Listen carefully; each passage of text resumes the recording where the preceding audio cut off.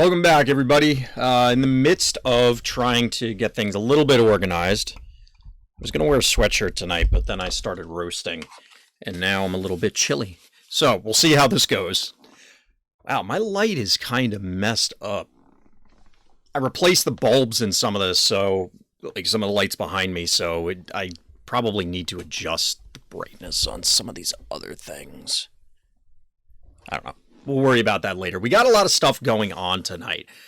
There's a number of different things going on in the realm of Mythgard, and this may be, despite the very awkward opening, one of those videos that I always promise I'm going to rip to YouTube. We'll see how it goes, because is Mythgard a dead game? In no way is Mythgard dead. Afro Leo. Mythgard is very much alive, although there are some things going on that have, we'll say, challenged people as of late. And we're going to talk about a few of them because there was actually a survey that was put out, and we'll be talking about that shortly. So yesterday I met someone that has never had a crepe. Think about how much worse your life would be without crepes. And that is this person's reality. Hey, Yodeler, what's good? Atona, I have to say, I do honestly and sincerely appreciate all of the food-related randomness that comes in whenever you're here. Was it yesterday or the day before with the cereal? And me that I want to ask about the survey. Yeah. So we are going to talk about the survey because I think it's important. I think it's important for a number of reasons. And there's a number of things that I wanted to clarify. Oh, can you see other people's responses once it's submitted, Yodeler? That I didn't know because I haven't done it personally yet. I did see, obviously, the humongous discussions that have been going on, but there's a lot of things to digest from this. That's cool that you can see the responses. I hope it doesn't tag people's names in it. I think culture is a very important thing, and if you don't have food, you don't have culture because you'd be dead. It would be difficult to consume good food if you were no longer with us. That is correct, Atona, and one can lead to the other. Well, I guess as long as you have some food, it doesn't necessarily have to be good. It still can sustain you. Unless you don't say it, it's anonymous. Okay. I know there was a requirement for the survey that you had to be logged in, or I thought I saw someone mention it because you needed to, in these sort of things, you don't want people just spamming it, obviously. So it at least puts up somewhat of a barrier. As silly as it may sound, you get a free Gmail account or something and do it. But, you know, it requires a step beyond just the obvious. I mean, unless you're a plant person that survives on water and sunshine. So you're Dr. Bushroot from Darkwing Duck. Oh, actually, before we move on, Afro Leo, so I don't know if you saw this, but if you're interested in starting Mythgard, I should have said this before, but you can check out that Twitter thread to get basically 60% of the card pool right now for free. So anybody out there who's watching this, listening to this after the fact also, you can check this out if it's still live, and you can... Oh, he left chat? All right. Womp womp. Well, PSA, get the codes if you haven't already. There you go. Even though you might recognize my writing when you're going to check responses, fair. Mine are probably going to be very obvious. Entire base set is available for free. Through the 10th? Did they actually state that there was a time? I know they were going to extend, obviously, because of all this stuff. I'm checking Discord right now. I haven't seen any notice about when the promotion ends. Presumably there will be a cap on it, but we'll say the 10th for now, so if you're seeing this, hearing this, get it in while you can. If not, try it anyway. What's the worst that'll happen? The code will reject. You know, you might as well try the codes. If, for example, somebody's watching the VODs, which I notice more people are watching the VODs on this, on my Mythgard content, which is interesting because people tended to not watch VODs on, or tend in general to not watch VODs on Twitch, to my knowledge. But anyway. So, I want to talk about the hot topic of the evening, and that would be the balance survey. So it's a little bit off-center here, and there's a reason for that. I was doing my best to try and find a way to fit all this on screen so that way I could pull up a card next to it. It didn't really work out, as you can see, so we're just going to make do. So I also was considering doing this live. I had some of my responses in there, and I said, you know what, I'm just going to put the questions up. I took screenshots of everything. So if you're not familiar with what I'm talking about, if you head over to the official Mythgard Discord, in the pins, general channel, Rini put together this Google form, Google survey to get people's thoughts on current state of the game and number of things about the game as a whole. No, not Safe House this time, although it will come up. It'll come up. So I kind of want to talk about this, but first, before we dive into the questions, the first thing I want to put out there is I think this is really cool. I've played a lot of games over the years. I've interacted with a number of developers, a number of designers on a variety of different levels, ranging from they don't acknowledge you being in the room to they'll see you across the room and come find you. And when I'm saying the room, we're talking at larger events for Gen Con, for PAX Unplugged, when they're doing demos or electronic communications, whether it's Discord or email or whatever. Many companies, as many companies as there are, there's probably 10 times as many different levels, layers of communication and how they operate. It's down to each individual company and obviously the people therein, and that's perfectly fine. Now, I personally prefer when the teams are super open and they interact with the community as the Rhino team does. The Rhinos, yes, you don't see all of their names all the time typing in Discord, but there is a member or members commonly available for the community to ping in one way, shape, or form. I've seen companies that are even more open. I've seen companies that are less open.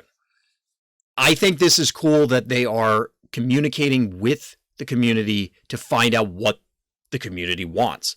Now, there's an argument to say, design your game however you want it to be, and then if people like it, great. If they don't like it, they don't.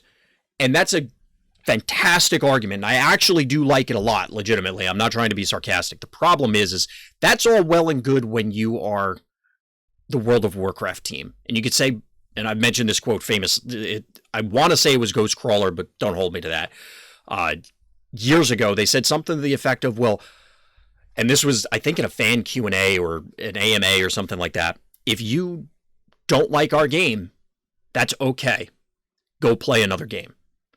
And that sounds really bad, but at the same time, this is the game we want to design. If you like it, fantastic. Not everything is for everybody, and trying to do that makes everything super bland and boring because, you take the lowest common denominator and say, all right, well, this is non-offensive to everyone, quote unquote. So everybody's just okay with it. But if you're really passionate about something, if you're really excited about something, almost by definition, and again, we're talking about in the realm of card games here. Let's not go wild, people. If you're really passionate about something, odds are there's somebody else that absolutely hates it because they don't like that sort of game, and that's okay.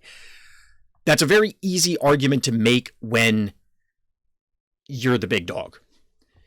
When you're a smaller game such as Mythgard, that's a lot more challenging. And that's why I appreciate when they're reaching out, because it could ultimately be whatever feedback the community gives does not materialize. And there is a risk even doing this, because there are people out there that will get butthurt because they said, well, I wrote this dissertation, Rhino never even read it, and they just put it right in the shredder. It's like, no, I'm sure they read it.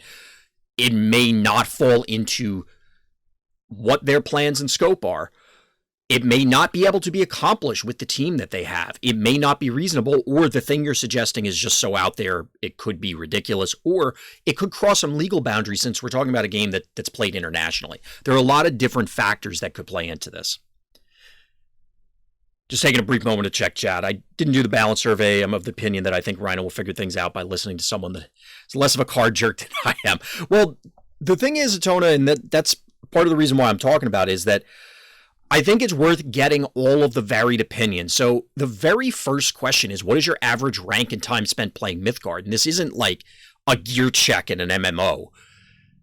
everyone's opinion matters legitimately. And I again, this is not intended to be sarcasm. It's not making a joke. If you play Mythgard an hour a week versus my probably 20 to 30 hours a week, there's probably way more of you, hypothetical person, than there are of me. And your aggregate hours are going to dwarf the amount of hours that I put into the game. Additionally, it's, the Walmart approach of the person who spends an hour in the game and spends $5 if there's hundreds or thousands of them as compared to one of me. Yes, the whole whale approach is a thing, but that doesn't necessarily mean that that is the only revenue stream. Like, there are a lot of factors that go into this where someone who plays less does legitimately have and should have a voice in all of this. And even if your view is, as I classically say on stream, unique, such as mine, I'm telling you right now, I'm confident that I'm going to be in the minority for a lot of the answers on these questions compared to the community at large, because I have very unique tastes in card games and what I want to play. Catering to me, in all likelihood, is a mistake. They should not definitely take my feedback. But if I want A and everybody else wants 17, or like I mentioned pineapples and you're talking about you know what I mean? Like, they could be wildly different things, and that's fine. Mythgard has actually been pretty friendly as far as that goes already. I'm glad they don't go to the whale approach. Yeah, let's be real. It's a free-to-play game. By virtue of that, it's going to inherently include the whale approach. But yes, it's not. Mythgard, especially in light of the promotion that we were just talking about a few minutes ago with the core codes and just the general card acquisition rate, I'm kind of floored that I was able to acquire. I play a lot. I put in money when I started and when the sets came out.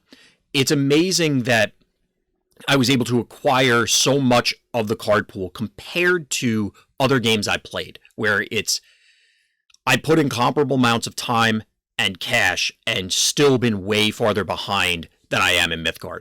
Is Mythgard the most friendly game when it comes to card acquisition? Probably not. I'm not entirely sure. I can't adequately speak on that, but I've definitely played larger games, we'll say, that are way worse. Both on every front. Chat saying, but also I want more instant speed interaction that disrupts the flow of the game on my opponent's turn, kind of inherently goes against the design we've already established. Not quite. So we will get into the more specific survey questions, but Richard Garfield, which I'm sure many people will recognize that name. There was an article years ago, probably more than a decade ago, talking about asymmetric games and asynchronous games where, like Mythgard, you don't really interact on your opponent's turn. And the idea is that you can, for the most part, encompass most of the interaction that's contained in games that actually have you interact on your opponent's turn. We're talking Magic, we're talking the WoW TCG, other games, where there's a quote-unquote true decision point. You can get most of that without the added layer of insane complexity in these asynchronous games, and I think it is possible. You just have to be super creative about it. The cat, he likes. As I said days ago, I mostly completed the 2 expansions in 2 months, except some mythics, which are most likely less than double digits number. Yeah, and a lot of the time, yes, you will miss certain mythics, don't get me wrong. But there are a lot of cards in this game where it's, if I don't want to play deck X, I don't need those specific cards. Probably both. I don't know how did we get on cartoon cats? I don't know how we got to Heathcliff and Garfield. Although, to be honest, so this is a totally random aside. There are 2 Garfield-related things. One is somebody on the internet does Garfield without Garfield, where they just Photoshop out Garfield and all his lines in the comics, and they are way funnier without Garfield. 2, somebody made a trailer for an 8-bit NES sort of Garfield horror game where Garfield is like the Thing. Like the movie The Thing. Garfield is the Thing. And it's all about John going insane and then going back, or like the whole game is a flashback from him going insane fighting Garfield thing. It was really creepy. It was a really long trailer. Like, I was blown away by the level of detail. But these are all random things that come up. Random thoughts. I love that art. So I love pixel art. I've tried, obviously, Chompers. We'll throw them up there with a quick chomp. Chompers is not exactly... Wait, what's happening to Chomp? Why isn't it working? There we go. Why did that not come up? Is my keyboard shortcut might be broken, which reminds me, I don't think I put that on for the balance thing, but we'll correct that in a second. I love pixel art. It's, we mentioned it when talking about other games, but... Hey, Midge, what's going on? What's good? I see a chomp from Andre. Let's see if it... there we go. Now it's working. There we go. We got an extra chomp.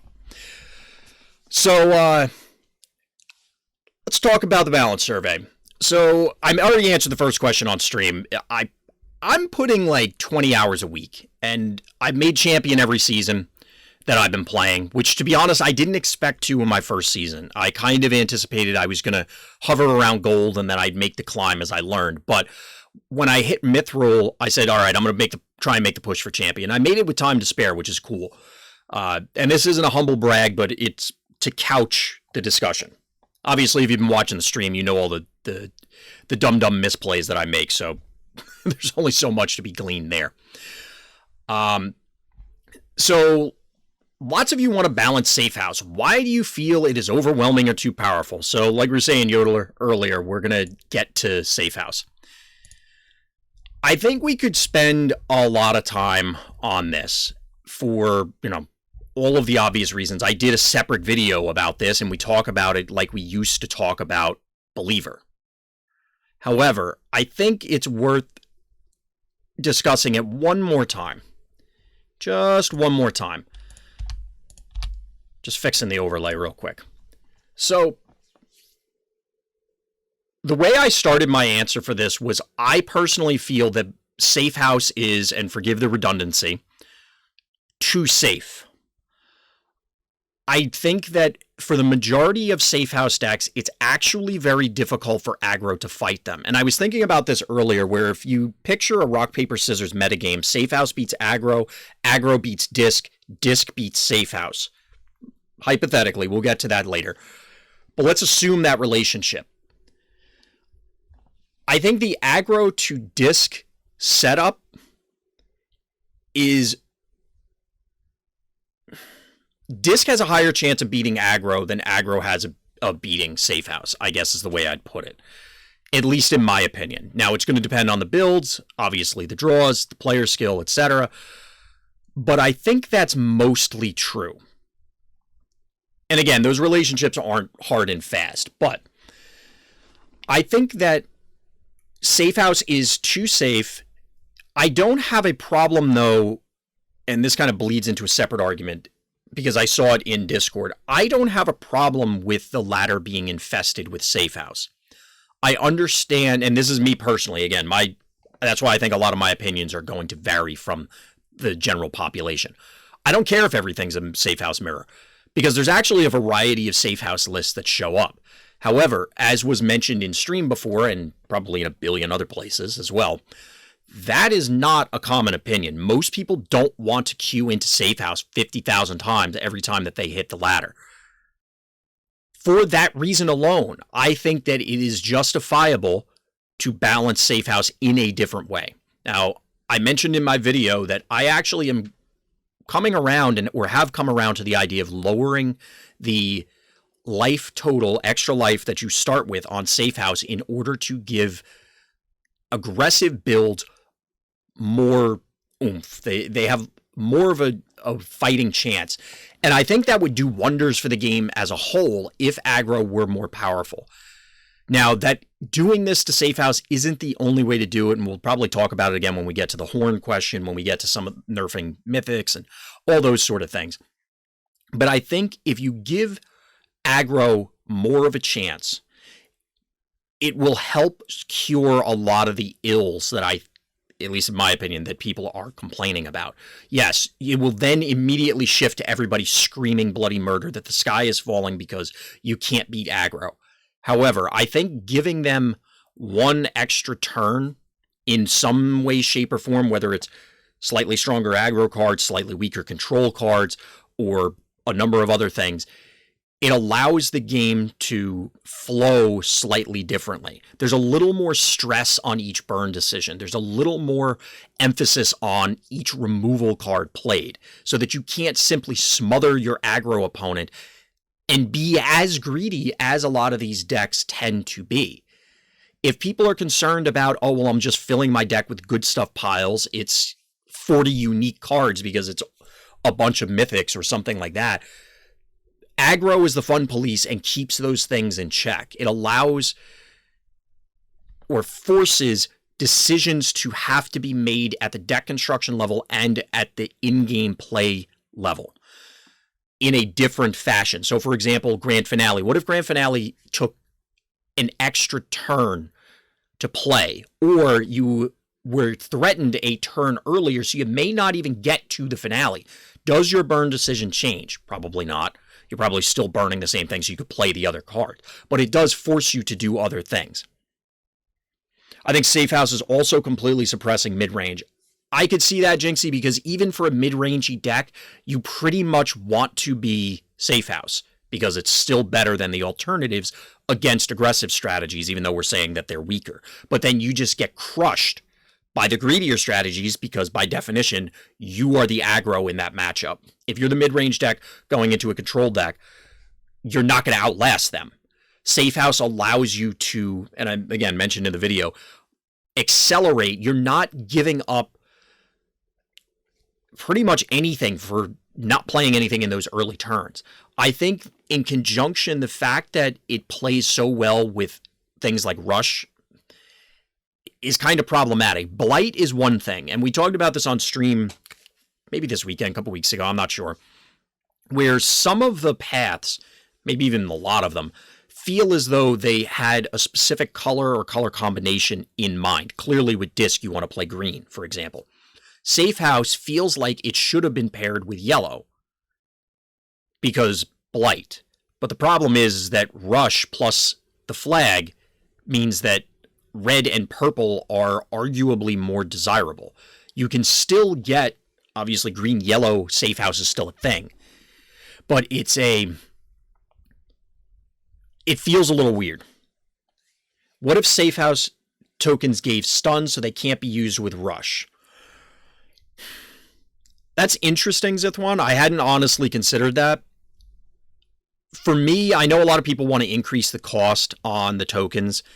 I like, as I mentioned, reducing the life total on it. I would like to see maybe not even generating tokens, to be perfectly honest. Either you get the buff or you get the token, but you don't have the flexibility of both. I've mentioned that on stream before. There's a lot of ways that this could be changed, but I think that's what's driving this question is, what is the problem we're actually trying to solve? Yes, everybody's going to say, well, Safe House is everywhere. Okay, well, what do we want to see and what's going to be healthy? Because right now, because how powerful Safe House has been and how omnipresent Safe House has been, I don't know that anyone can confidently say they know exactly what the meta is going to look like once Safe House departs. It'll obviously be chaos for a little while, but is it going to settle into something else that's arguably worse? I'm not sure. And that's why I think it's important to identify what are the specific pain points for Safe House. So one is, I think it punishes you for playing the game in a way that's oppressive. It's a very delicate line to walk because arguably removal does the same thing. Oh, well, I played a guy and they just killed it. That's not the same. Your opponent as a Safe House player is not investing any cards. They're not losing any tempo. They're just accruing this stuff for free. And I really do think that because it's so powerful that you can get these free burns. Even if you draw quote-unquote garbage, a already burned card, for example, it then gets it out of the way so you can get to a burnable card. There are a lot of things that allow you to cheat a little bit because of the way Safe House works. Additionally, and this is part of why I brought up they should either not make the tokens or not buff, turning Racer and Shadow into a 3 mana deal 5 to a minion with Erode. Yes, you had to play purple, you had to have Racer, you had to have the token, and you had to play Erode. That technically is multiple boxes to check. It's not a whole lot. Like, you're not asking a lot of anyone to do that. You could obviously do the same in red, or to some extent. It's going to cost a little bit more, but you get the point. I think also, given the power level, and this is not necessarily a inherent problem to Safe House, but it is at the same time. The power level of cards in Mythgard is absolutely insane. I don't think anyone's going to contend that. A lot of the powerful cards cost a lot.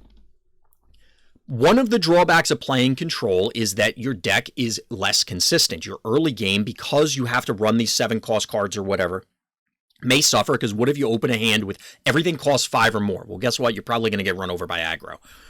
The fact that you are able to dig earlier, both for resource drops as well as actually finding ways to deal with your opponent's board this early in the game, in addition to having bodies because of the flag, just makes it that much easier to claw your way into the powerful cards that will turn the game around immediately. I don't think we need to kneecap Safe House to the point that it's unplayable. And I don't think there needs to be that much done to it to try and get it more in line. But I think that also leads to one of the other issues, is that Safe House feels out of line compared to many other paths. And if they were all on the same level, we would arguably see the same sort of builds materializing, but I think people might accept it more. So let's check chat real quick. I always saw that aggro is hated in every CCG for being brain dead, because people will always remember that loss. I didn't draw anything to help me out. Losing the match in 5 turns feels bad. Yeah. But they're like a broke record. Your decisions matter more. When I play Safe House, I feel like my decisions don't matter, versus mid-range and aggro, I just win by virtue of greediness. I would agree for the most part with you, Yodeler, both on the general consensus of card gamers. A lot of people hate aggro for that reason, despite the fact that they don't realize that many control matchups are effectively 5 turns also. A lot of decisions don't matter.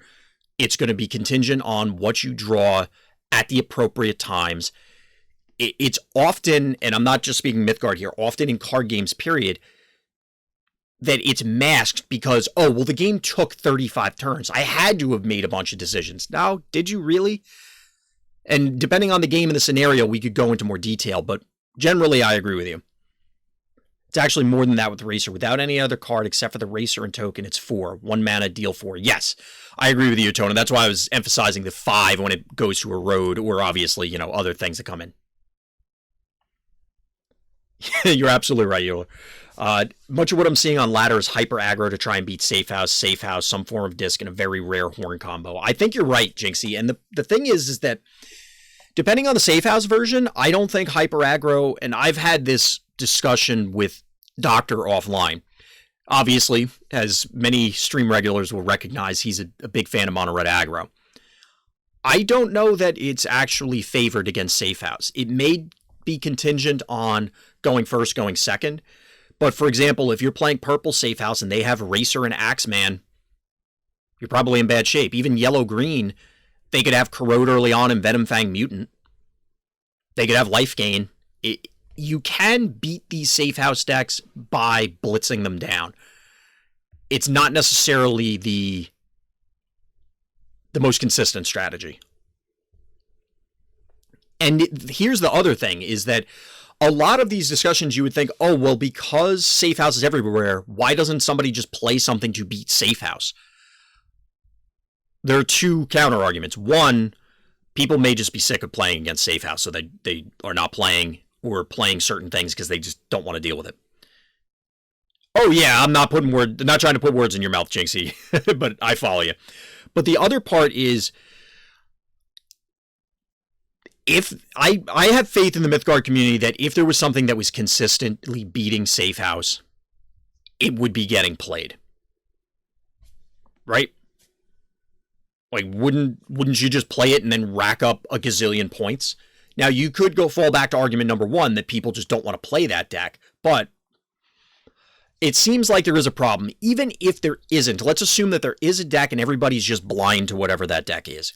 The fact of the matter is that there is an inordinate amount of safe house existing. I don't think anybody will deny that. Therefore, something needs to be done just by virtue of that. And that was actually an argument, if we look at other games, Wizards of the Coast put out for Magic years ago for other formats, where if a deck, even if it isn't oppressive, even if it isn't winning every tournament, even if it isn't doing something broken, if it's taking up an inordinate amount of mind share, of meta share, it's worth looking at. Safe House is 50-50 against Safe House seems like a decent bet. Very true. Safe House with Stretcher. I mean, Stretcher seems to be good. You could make an argument that Ice Wall does perform well, but that's the other thing, and I mentioned this in the video as well. How much are you coughing up by playing these sort of things? We're saying that the entire ladder is infested with Safe House, and it certainly feels that way, but it's not necessarily healthy to have your matchups be 90-10 all the time. So back to the central question, why do you feel it is overwhelming or too powerful? I think it provides too many tools too early in the game. I don't like variance. I don't like introducing variance. I don't like balancing things with variance across all kinds of games, not just card games. In fact, some of my old teammates in other games used to bust my chops about it all the time, that it was like I had an allergy to variance. However, that is supposed to be part of the balancing with control to some extent, not the only one, but you are supposed to be sacrificing that early game, and then you slowly, or you try and build this advantage to turn the game around because you inherently are giving away part of it early on. Safe House kind of bandages, band-aids, however you want to look at it, all of those early vulnerabilities. You just are able to check all of those boxes. You're not... So if we look at ACC, both of them encourage you doing what the archetype wants to do. ACC wants you to vomit your hand on the board, play aggro, go for the throat. Safe House wants you to hold back and actually, try and, as we said, be the control deck. The problem that I've found is that ACC forces you to play cards. By definition, Safe House encourages you not to play cards, and therefore you will have more for later in the game. You can get that card advantage, and because of the power level of so many Mythgard's high-end control cards, I feel like it's easier to flip everything, and Safe House is fixing the problem with control, that early game issue, where you might have to make an awkward burn decision. You might not have the early drop. Instead, you have flag and card draw now. Whereas ACC is making what you already do better. They're very close, but ACC just buffs the already aggressive start. Safe House fixes the weakness in the early game, is, at least in my opinion, one of the major issues with it. It sounds cool as the symmetry. I think it just needs to be tweaked a little bit. So that's a lot of words about Safe House that probably everybody's already heard a million times, from myself included. So let's look at the next one. This one's going to be more extensive, and I'm probably going to have to flip the survey off while we're talking about it. So, what cards feel horrible to play against or lose to? I'm not looking for a massive list from each person, but an idea of what you guys find the most frustrating. Like, let's say a limit of 5. So what are the top 5 worst, or not top 5 worst, top 5 cards that I personally find frustrating in Mythgard? I'll be perfectly honest. When I tried to do this offline, I couldn't get past 3. And I'm not trying to make a joke. I honestly went through the card pool, and I could not find more than 3 cards that I hated. And one of them was Forgeling. Now, obviously, Forgeling the card is not the issue. I just can't stand Fires of Creation. Murmur was number 1. Forgeling. And then Allfather's Horn. And I'm not even clear about the last one. I don't like it personally, but I think it serves an important purpose. So here's where I'm going to flip off. Not that flip off. I'm going to turn off the survey so we can look at the card pool. So I don't find Believer or Egg to be frustrating. I think they're actually in a good spot for the most part. I mentioned before, I think Believer needs to be a not random discard. I think that's, if I was going to stretch it and look specifically for things that frustrate me, I think that's fine.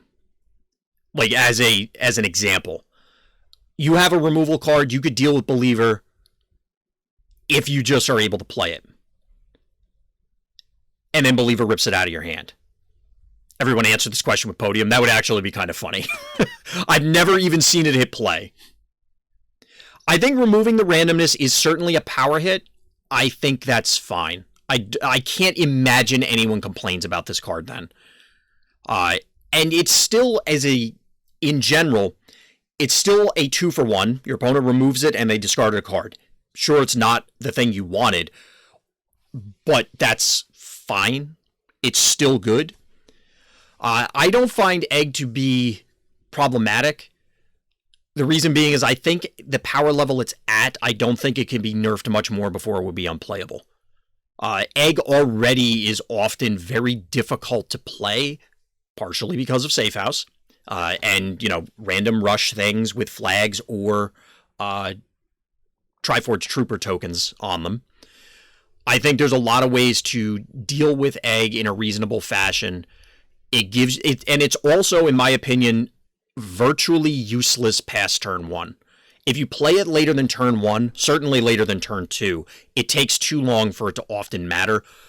The scenarios that I think a lot of people remember is, oh, well, my opponent played an Egg on turn 4 and they killed me with it. Well, yes, it was also because they played 4 minions before that. The Egg was the 4th one, maybe, and you were dead anyway. At least those are the games that I've lost to Egg. I don't think that it necessarily needs to get hit. Egg is kind of awful after turn 2 unless you drop 3 of them. Exactly, Yodeler. I mean, I've had games where I played eggs that hatched from the egg on 1 and you still lose because, they can just deal with the body. That's an interesting idea. This is the one with having the egg not do face damage. I think doing the face damage is important. Since the damage got nerfed, it's also not as much of a big deal. I don't know. If we're going to, and this is in general, like how it's going to couch the discussion for the rest of the survey and things. I think there are tons of things that could be changed, egg included. You could certainly change these things, but I don't know that they necessarily need to be. I will understand if you tell me, Zithwan, or anyone else tells me I don't like Egg, Thunderbird Egg, I don't like the way that it drives certain things in the game. I think that the power level is too high. I think whatever. I will believe you, and I would accept that. I think it's perfectly fine for that to be the case.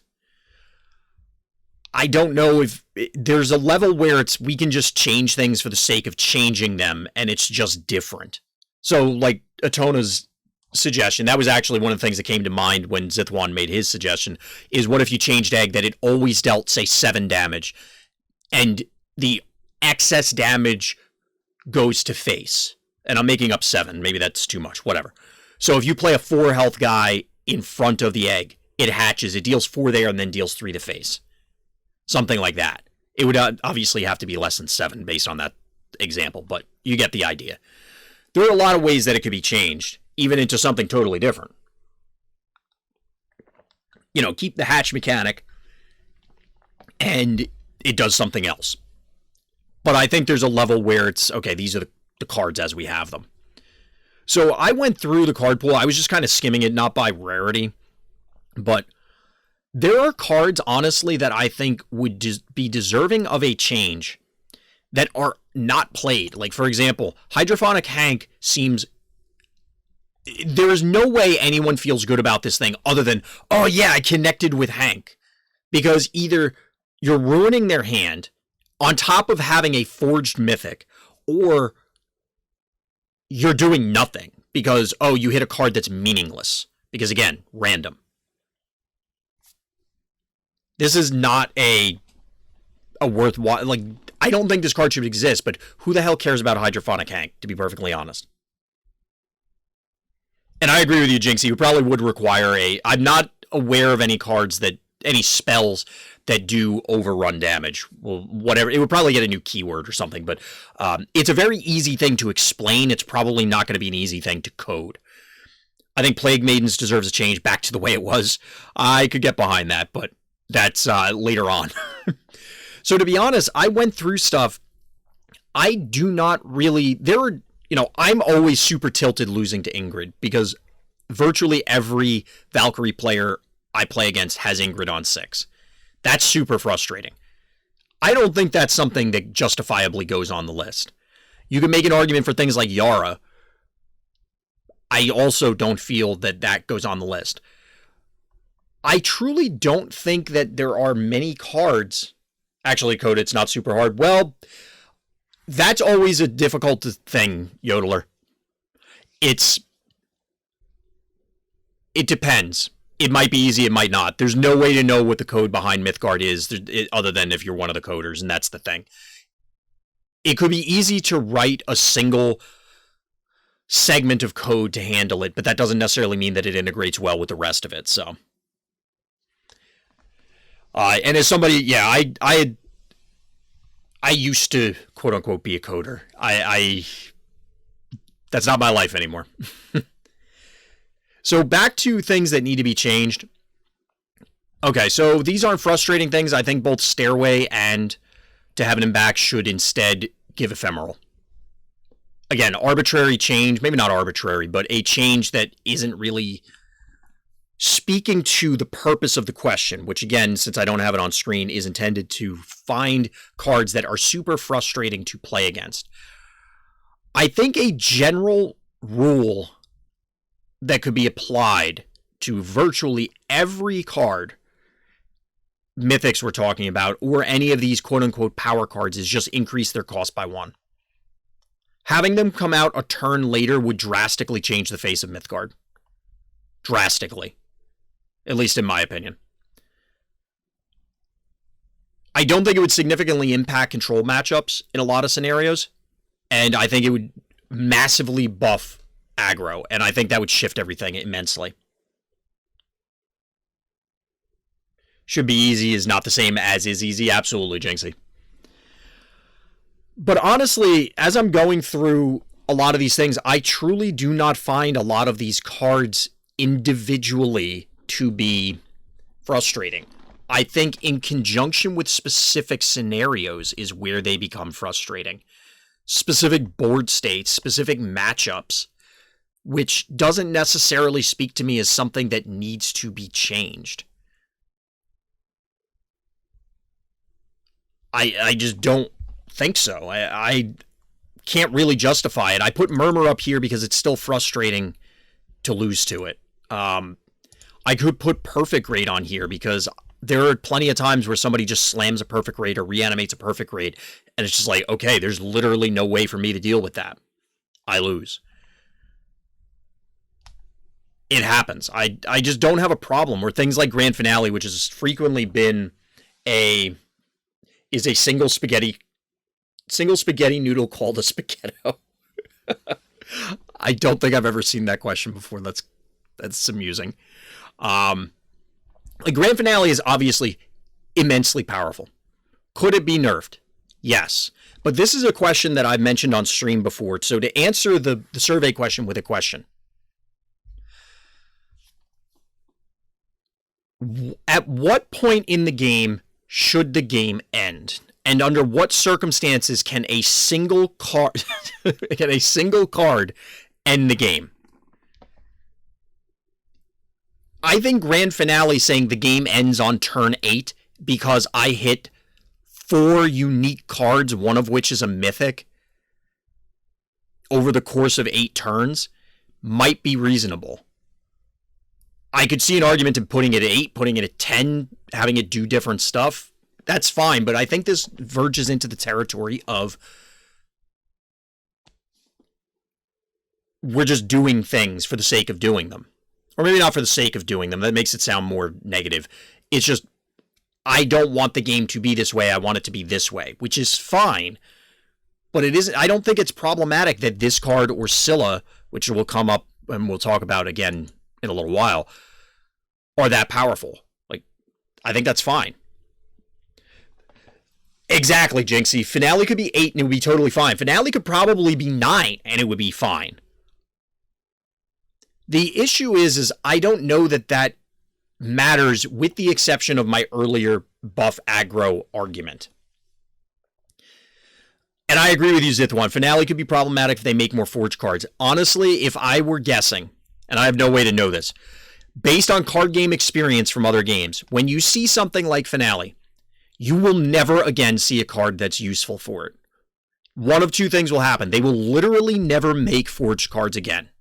Or two, the only Forged cards that are printed are so bad that even in Finale you would never play them. That's just been my experience in other games when these sort of theme decks show up, where I'm playing a Grand Finale deck, and you just don't get any future help for it. Often those strategies don't even work. You know, like you'll get this super powerful card and then they're terrible. We actually got a number of Forge cards, namely this one, which, to be honest, this is another card that if I was going to add to this list of things that frustrate me, it would be the Helicarrier. And I hesitate because I like the Helicarrier so much. It does exactly what it should do. It's a card that provides a huge amount of advantage independent of itself. However, this is something that I could see getting nerfed in some fashion. Change the Forge to be something meaningless. So it can still be fetched by Grand Finale. You still get your 6-pack troopers, but you just don't get to play them for free or something. There's a lot of different ways to do this. Changes that could be made. I could see an argument being made for Vedma Helicarrier because this one almost falls into the believer discussion where the times where it's super oppressive have to be an exceptionally small portion of the games as a whole. However, you will remember those games when somebody reanimated this on curve, or somebody played it and it's just like they locked you out of the game because they gummed up every single lane and there's just no reasonable way, because you require two different kinds of removal: mass removal for the troopers and then single target removal for the Helicarrier. It presents threats on multiple fronts, which is not necessarily something you can say about all the other things in Mythgard.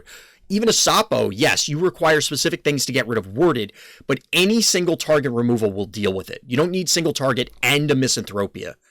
Vedma Helicarrier is like a 4-for-1 sort of thing. Check in chat real quick. Okay, so we're talking about the Forge cards. Helicarrier is fine by itself. Finale seems like the problem to me. I don't know if that's true, Ragnar, and I say that honestly. I don't know. Because I think Finale in conjunction with Helicarrier is the least offensive time.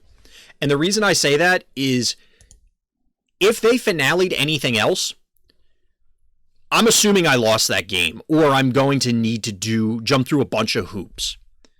So yes, Vedma Helicarrier makes it exponentially worse, but I think there's something about the mindset where, at least to me, it's not as frustrating because it's like, all right, well, they Grand Finale, they're going to get a bunch of stuff. When they reanimate it with a Necro, or even if they hardcast it on 8, it feels different and feels more oppressive, where a Vedma Helicarrier necessitates, like, this is the worst scenario. They either Finale and then follow it up once you dealt with the Finale with Helicarrier, or Helicarrier and then Finale. Which, yes, now we're talking multiple things. Obviously, it's going to be worse, but I find those as worse scenarios than any Grand Finale, to be honest.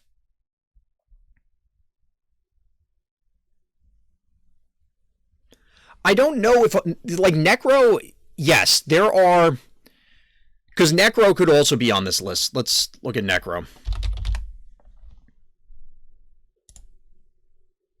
Oh, because we're only on Winter War. I forgot I put those on. Come on. there's a lot of people that will probably put this on their list, and I can, again, understand why. I like the idea of things such as Vedma Helicarrier and Perfect Grade in conjunction with this, because that's the kind of minion that you need in order to justify doing this. Now, don't get me wrong, pulling back at Short Stagger and Iku is pretty bonkers, too. Pulling back whatever is pretty bonkers. I think people have recognized at this stage you run bounce, you run single target removal, and it's fine. It's a valid strategy. I think the issue is specifically Vedma Helicarrier. It felt bad. I lost and still continue to lose plenty of games to disc. They'll reanimate something, and you just can't deal with it sometimes. I don't think that's any different than anything else that any other deck does that's unfair. Aggro runs you over, Control smothers you, Necro randomly reanimates an enormous thing. I don't think that's problematic inherently. The issue is the specific reanimation targets, and that is probably never going to go away, because in order to have those high-end perfect grade sort of minions that take over the game, recover the game for control decks, they're then by definition going to be available for the Necromantic unless you randomly start tagging Ephemeral on all of them, sort of thing. I have no idea what movie that is, Atona, so I'm going to go with no. I have no idea. I like reanimator strategies in other games. I think they're fun. I think a lot of people, it's fun to have that rush of, yeah, I dumped an Iku into play on turn 4. And to be honest, turn 4 is not unreasonable in the grand scheme for that thing to exist. A lot of decks come online with single target removal on turn 4, turn 5. Or bounce. All right, I'll keep that in mind, Atona. I agree with you, Yodeler. I think...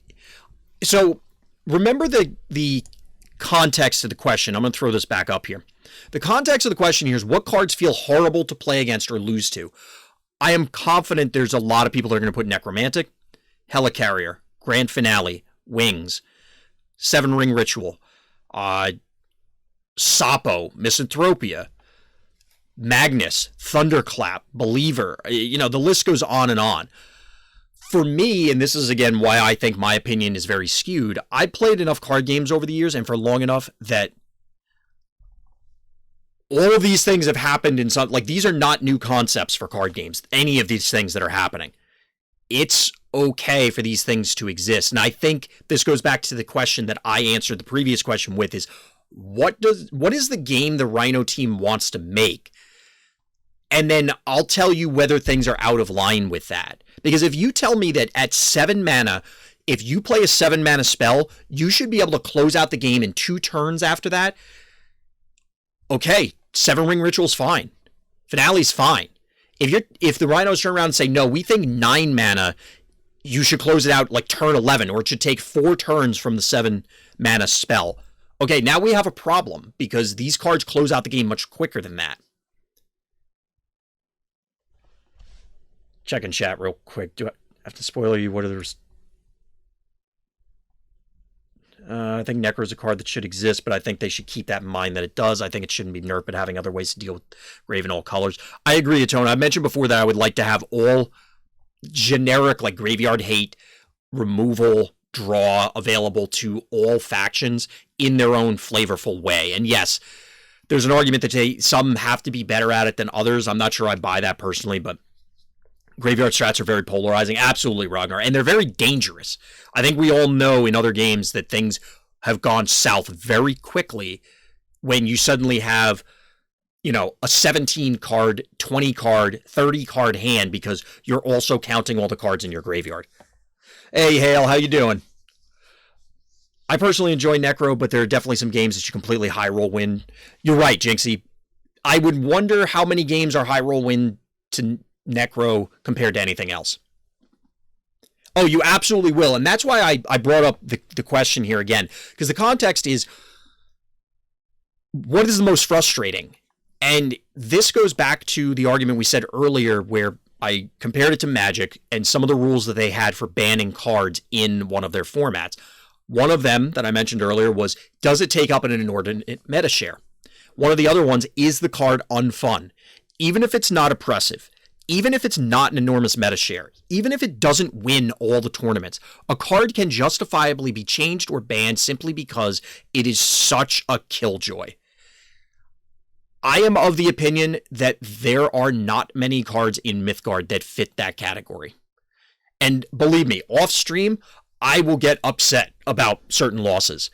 However, it is specifically because my opponent had that card in that instance at that time, not because of that card in general.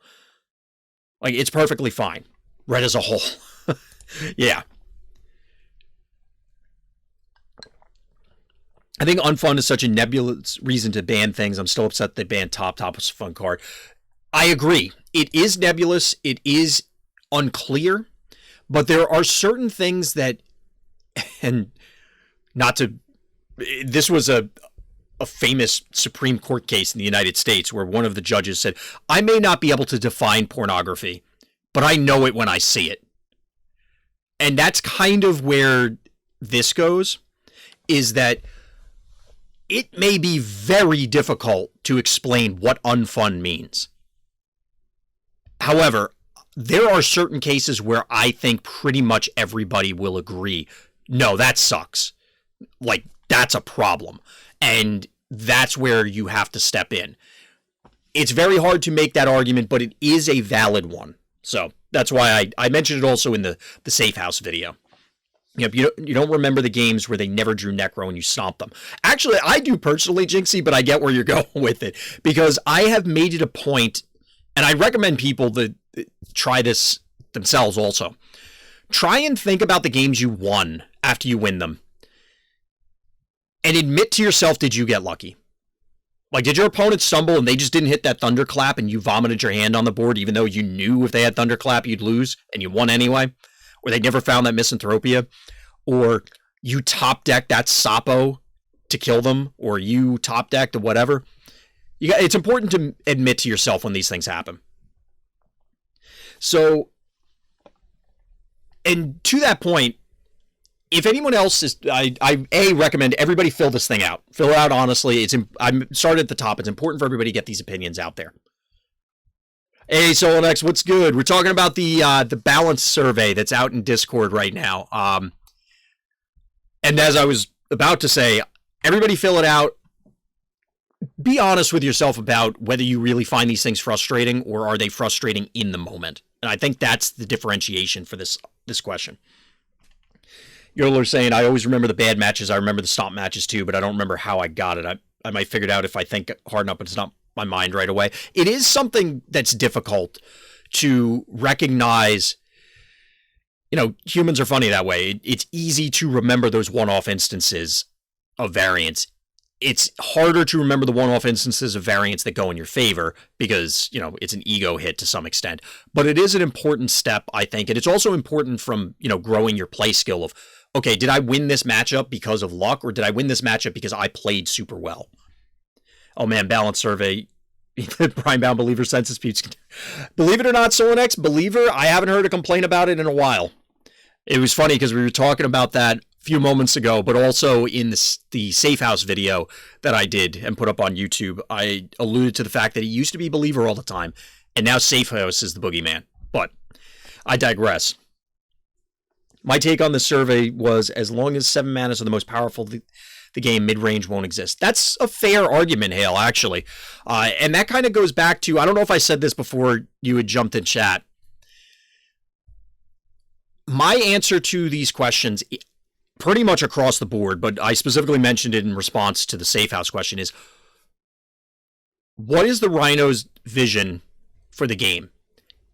Is it okay for a 7 mana spell or 7 mana minion to end the game? Or effectively end the game, or basically it's one step away from closing the game out. What turn should the game end on? How much power is then, or excuse me, let me rephrase that. That drives how much power is packed into a given 7 mana card, an 8 mana card, a 2 mana card, because you're targeting a specific turn. Right now, if you grand finale and it's a decent finale, the game ends 1 or 2 turns after that. barring your opponent having very specific answers. Same thing for 7-Ring Ritual. Same thing for, insert Horn, which could happen earlier also. But, insert arbitrary 7-mana card. If the game is 7 mana, the game ends. Ending in air quotes. That is, and I said this before, so sorry for the broken record, but that is not bad. It's just a thing. And then we have to design the game. Not literally us, but, the developers have to design the game around that fact and accept that is going to put certain limitations on the game and the gameplay and the meta. And again, that's not bad, but it is a thing. By definition, we're putting constraints on everything. It's the way card games work. For me, it's a natural consequence of the best cards go up to 10 because we can burn up to 10. I can see that argument. Yeah, it depends on, again, what they want the game to be. I don't know exactly what the game looks like if all of these cards suddenly cost 10. I think it would be better to increase cost to buff aggro, but it can be done in other ways. If the game is 7 mana, the game ends. Cards that take more than 7 mana investment to get, like Daigoju, are kind of bad design. Not every card has to be good, and not every card has to be competitive level. So, for example, Daigoju. This card basically ends the game, just not in as abrupt or direct a fashion as the other cards we're talking about. Is it weaker than the other cards? And I'll take down the survey momentarily. Yes. You can't tell me this is on the same power level as Grand Finale. It's just not. I don't think anyone's going to make that argument. Maybe there'll be something in the future that does it. But the fact that this card is not on that power level isn't necessarily bad, and it's not necessarily bad design. But fillers aren't something you want to have in a game. I would say that, Yodeler. However, you would be hard-pressed to convince most good game designers that that's true. Additionally, I think you'd be hard-pressed to convince most, business people will say that that is not true. Yeah, Jinxie, not all cards are intended to be tournament targeted. Not all cards are, because it could be for limited. It could be for new players, because there is the whole, you teach people with these cards. Paraphrasing Marrow. I don't like that argument. I don't like having bad. I would rather have smaller sets and all good cards. Full stop. But I understand why there are bad cards in the arguments for and against them. And by definition, the good cards are going to push out other cards. So as time goes on, like Daigoju, I don't know, maybe historically was very good, and now it's bad. I'm not sure. But having different power levels is fine.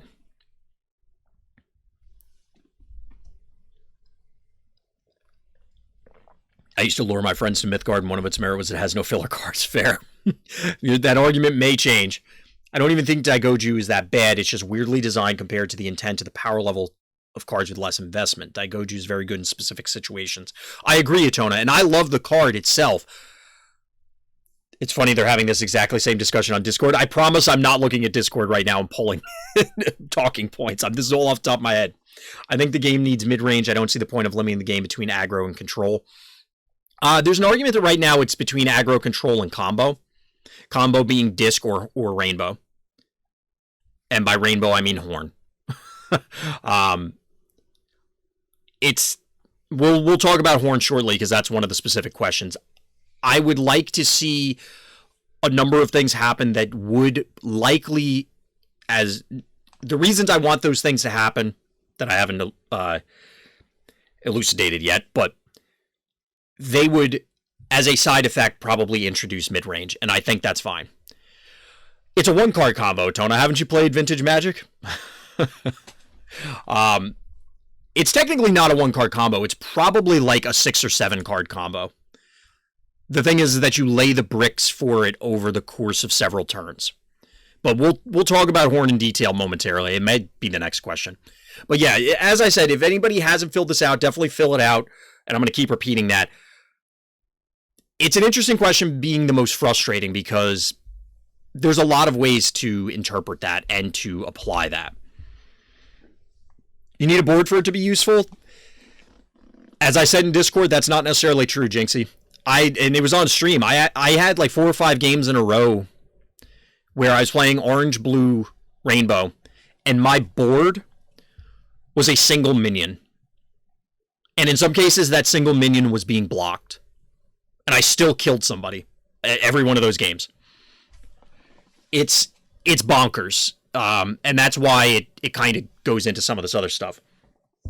So I must have cropped this wrong. Okay, so this one's a quicker one. Scylla, removing regen, but staying the same otherwise. I can tell you right now what my answer was. No, don't do this. Revert Scylla back to the way it was where you weren't required to discard a card. Now, my understanding is that Scylla, the way it was before was, I don't want to say a bug, but it was not intended. It was supposed to always require the card. I don't see any reason to remove the regen on this, unless, and this was also part of my answer, unless, where's the survey? It's in the pins in Discord. So for anybody who's not aware, if you go head over to the official Mythgard Discord, it's pinned in there. It's actually the top pin from Rini, Mythgard balance questions, and there's a link to the Google form. I can dump it in chat right now.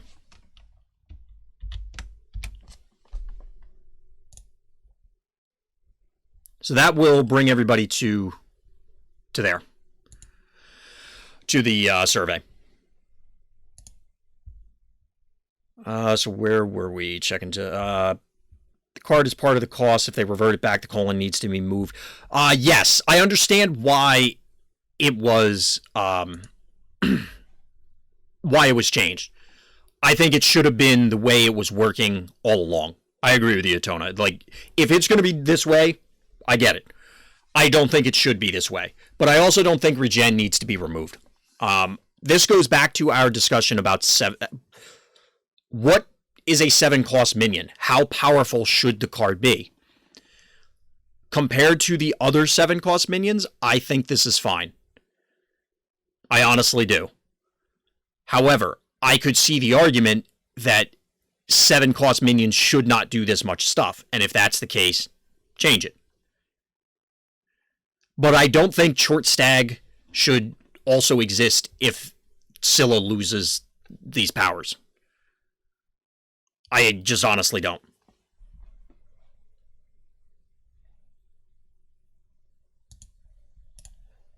But I could see it being changed. I would not lose any sleep if Scylla got changed. But that's my quick answer to should the Scylla change go through, or proposed Scylla change. Obviously, I don't even know if it's qualified as proposed. How people felt about Murmur at 7 since the change. So this one's interesting because going into it, and I said this in one of my YouTube videos and on stream, I want Murmur to cost more, or I thought Murmur should cost more. I wonder if it's... I see what's going on, chat. I'll check that in a second. This did more than I thought it would. Ironically, there were people arguing that it was a buff because you can't double speak it now, at least not the same turn, but, you know, that's a different discussion. I think Murmur's okay. I still just can't stand the card to go back to the frustrating one. I think I would rather it cost more still. I think the tempo from stealing your opponent's card in any non-green mirror is just enormous. Yeah, I mean, it's mostly facetious, Satona, about it being a buff, but it definitely came up where people couldn't murmur, because doublespeak is a thing that shows up in yellow control lists. It's reasonable against other safe house decks, for example, which, if we're operating under the assumption that safe house is everywhere, maybe you run it. I don't know. Murmur might be okay. I still think I'd feel better pushing it higher, but that kind of counteracts my earlier argument about 7 cost being okay for everything else. I find Murmur infinitely more frustrating to play against than literally any other card in the game. But at 7, I kind of accept where it's at. I could see it going higher. I get the sense, based on a lot of these questions, that a lot of there's not that there's going to be, but it appears that there's consideration that there could be a massive balance patch where an enormous set of the high-end power cards get nerfed. Either cost, powers, whatever. Because just the way this is structured. And obviously I don't have any information on that. It's just me inferring these things. I feel like we're in this weird scenario where filling out the form and not knowing what Rhino wants from the game is kind of weird. Like, what does 7 cost really mean? That's exactly my point, Atona. I can talk all day about, and I always do, about what I think it should be, yes or no, for these things. But it's kind of meaningless if the assumption is 9 cost is where these things should be, or 5 cost is where they should be. If we're saying everything's around 7, that's fine, but there's too many moving parts, too many variables. You need to pin something down and go, okay, this is true. Something has to be axiomatic. And then you go from there. Because then that drives all of the future dominoes, all of the other decisions. You can't move everything at the same time. Well, I take that back. You can move everything at the same time, but let's face it, that's way harder than it needs to be. It would be nice if they made less powerful 7 mana cards for the next expansion, push the current ones to 9 to 10. That would be reasonable. Hell, I don't know if we want to do 10. I get the connection between 10 mana and, 10 gems. Or you can burn above that, so that's why I'm saying gems. I don't know if I'd want to go that far, but I could see pushing everything higher. By nerfing all of these things, it allows them to reset everything, because once you've pegged a low cost for a high power level, you can't go above that. Like, you can't make weaker cards because they essentially don't exist. When a card is bad, like just strictly worse, unless you need the redundancy, like I want 7 single target removal cards. So past a certain point, I'm, scraping the bottom of the barrel. Or you want X number of finishers. Okay, well, I'm running Scylla, I'm running Short Stag, I'm running Iku, and okay, what else? Obviously, there are more, but you get where I'm going with it. Upping the cost on these power cards is enticing to me, even though I don't necessarily want to, simply because it does allow them to come in underneath things and quote-unquote power creep, but not really. I think that is a valid way to go about it. Murmur being the cost of a big end game stuff makes sense, but paying 7 just for them to pay 7 and take your 7 is silly, but it feels just as silly as having exact same exchange at 10. Worth noting, 7 is where a card can be played through a mind-free. 10s also permanently die to Loki randomly. Yeah, like we said, it's really just outside of, if you're running the Winter War 2-cost green artifact, the ramp thing that I can't think of the name of, or if you're playing FOC, you could burn beyond it. But yes, realistically, those statements are true. I don't know. I honestly think for Murmur that, to come back to that, Murmur should cost more than the thing you're taking. Always.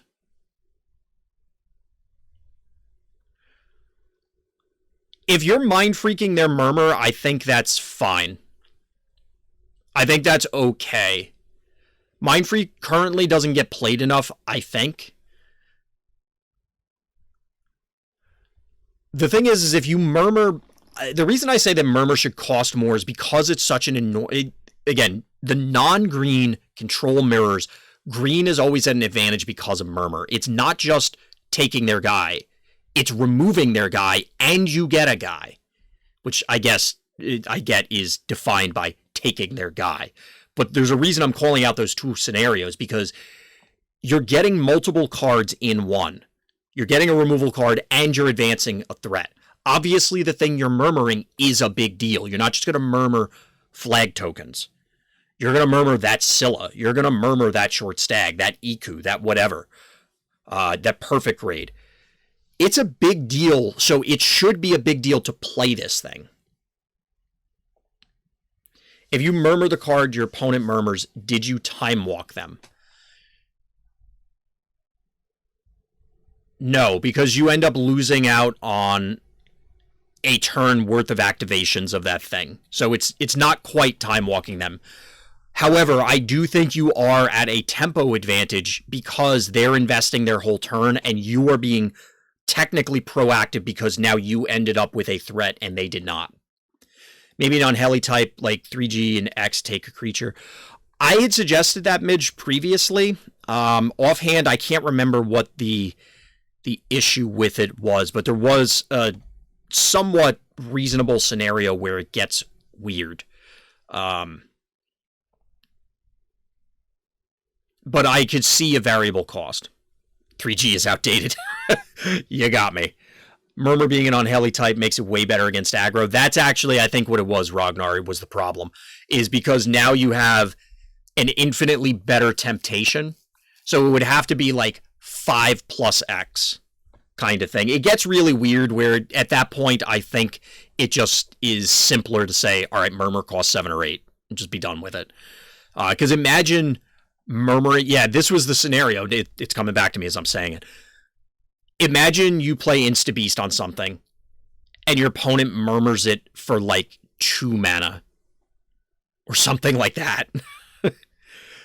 It would just be crushing.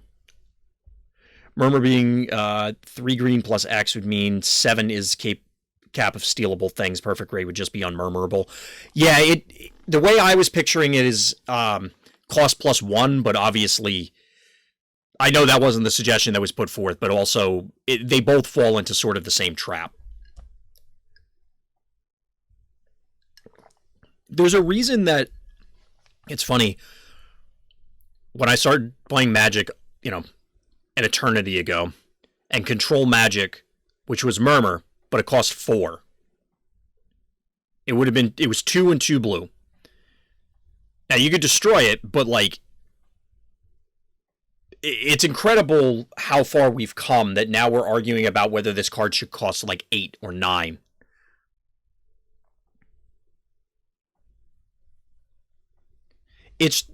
I'm not sure at this stage. Ultimately, and I was honest about it in my answer, was that I thought going to 7 was not enough. I'm coming around to the idea that it might be. It'd be enough. I still would like it to be 8, but that might be my personal feelings about it. What about 4 green gems? I don't know that... I mean, it certainly matters. It certainly matters, but I don't know. Also, it's funny because you could do something like play a War Fan to make things easier to play Murmur. That would be... I don't know if I would call that a bad development, Atona, because that means people are playing War Fan. Like... outside of something that's just silly combo based, I'm not sure. But yeah, I could see additional changes to Murmur.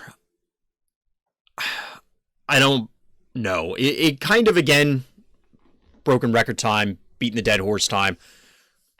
What is okay? If we're saying red 7 cost spell, well, they get 2 because I have 7 ring, but Finale or 7 ring, Horn in blue, Murmur in green. I don't know what the hell yellow or orange have for spells, but, is 7 the baseline for these obscene, quote-unquote, effects? If yes, okay, we'll just leave it at 7. If not, then it probably should be adjusted along with the others. Or fan copy spell, oh god. I'm no veteran, but it should definitely cost more than the card you're taking, in my opinion. I mean, it can remove a win condition and card from your opponent and make it yours, right? Make something like, and cost 2 more than the target. That's where I'm going with it, Andre. I think it gets really clunky when it's a variable cost for all the reasons we were talking about. I think if you arbitrarily make it 8, okay, that costs more than just about every minion, obviously perfect grade, and other ones that's not true, but it's probably good enough, I think. Yeah, 7 mana Sapo, but I'm talking specifically spells. I hear what you're saying, though, because if we're going to include minions, then it's, Scylla, Short Stag, Iku, Sapo, etc. But I think there is a difference between what the spells do and what the minions do. So Sapo is actually something that gets mentioned in all of these discussions, and I am honestly flummoxed as to why. I have no idea what people's issue with Sapo is. It's a big dummy.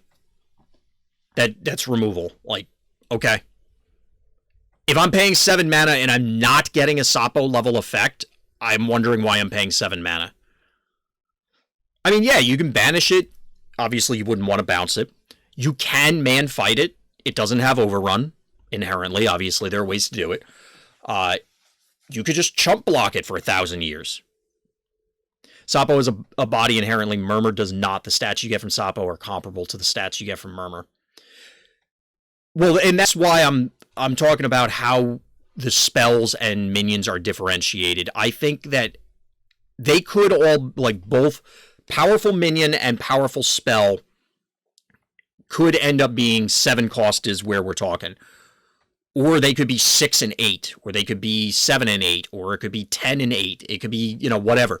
But I think there are rules for all of these card designs that I think need to be laid out, and then we can determine, are these things good or bad? Now, you could have an opinion on the meta, the gameplay, and all these things independent of those rules. You could say you do or do not like the way Mythgard plays right now, but I think it's more efficient to define, okay, well, it's 7 mana, this is the level of thing that happens, and then you can decide, is that, like, do you like that or not?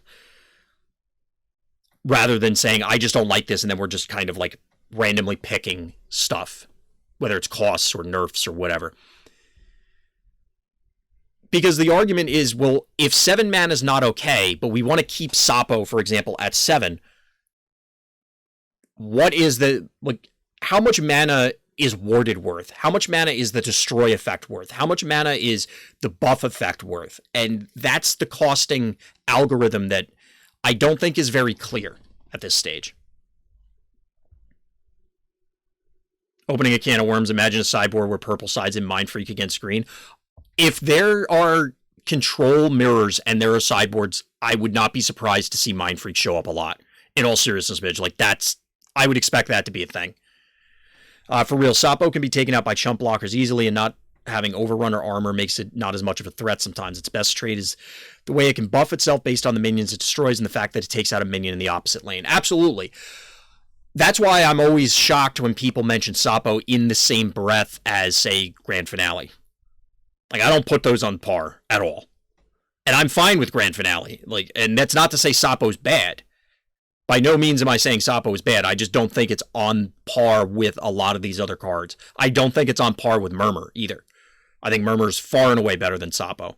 But I'm also not very good at this game, so.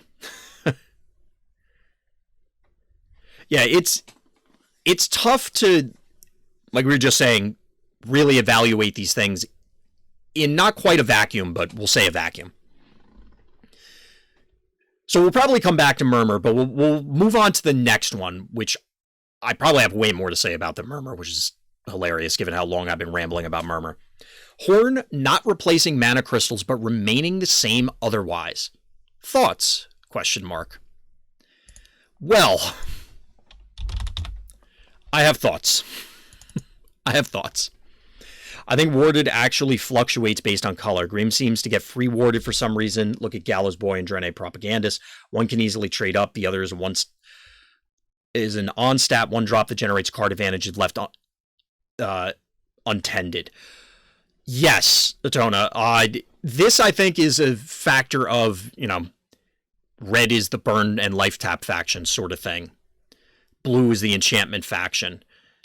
Green apparently is the warded faction, although other factions obviously get warded as well as ways to play around with it. I think it's reasonable in those scenarios for those cards to have warded because they ultimately just don't do that much. Like, okay, you got a Gallows Boy. Like, woohoo. You trade up. Okay. And I like Gallows Boy a lot, and I like Propagandist a lot. But there's a reason that they aren't necessarily making waves in a lot of builds. Now, that isn't to say that they shouldn't. I think Propagandist was a very reasonable early game blocker for green against mono red because it can't be burned out of the way. But that's a larger discussion, and it is something that I'm not clear on compared to other games. If you played WoW, if you played Magic, if you played whatever, every keyword, every ability had an algorithm for this is roughly worth this much mana or resources or whatever it was for that game. And then you add them all up, combined with the stats, and that has an algorithm, and then that's the average general cost for a minion, an ally, a creature, a whatever. Some cards will be pushed, and that's where you get like, oh, well, this thing is half a mana, costs half a mana, air quotes, less than it should, therefore it's really strong. Or this card is overcosted by half a mana, so it's kind of bad. Or they're just straight up overcosted or undercosted. I'm not real clear what all of the keywords and abilities and powers and things in Mythgard are labeled as, just as we're talking about costs. There's a lot of things that I might be able to figure out if I sat down and thought about it, but I would personally like... Okay, so this is going to be a digression for a moment. I would love for the Rhinos to outline a document that says, this is the rough costing algorithm for minions. This is where spells should be at. This is the turn that we think the game should end on. Do you think... You're right, Atona. These are all the different points on the map of where we think things should be generally. I would love for them to do this. Yeah, you're also right about that, Atona. Shout out to all my WoW TCG fans. My wife's favorite card is Kazumon, which is funny. But anyway, so I would love for Rhinos to explicitly outline 7 mana for a spell should get you this. 6 mana for a minion should get you that. An enchantment at this cost gets you that, etc. Here's the problem. And I should have said this at the beginning when we were talking about all of this stuff. I have a lot of difficulty imagining a world where people just don't absolutely lose their minds and just berate the Rhinos. And the reason I say that is that I've seen this in other games. When the developers are open, there is an enormous risk. And there's other risks outside of the community just getting whiny. Believe me, there's other ones. But we're focused on that. If they come out and say, well, a 7 mana spell should end the game on 9, immediately everyone's going to jump down their throat and say, well, what about Allfather's Horn? How come that hasn't been nerfed?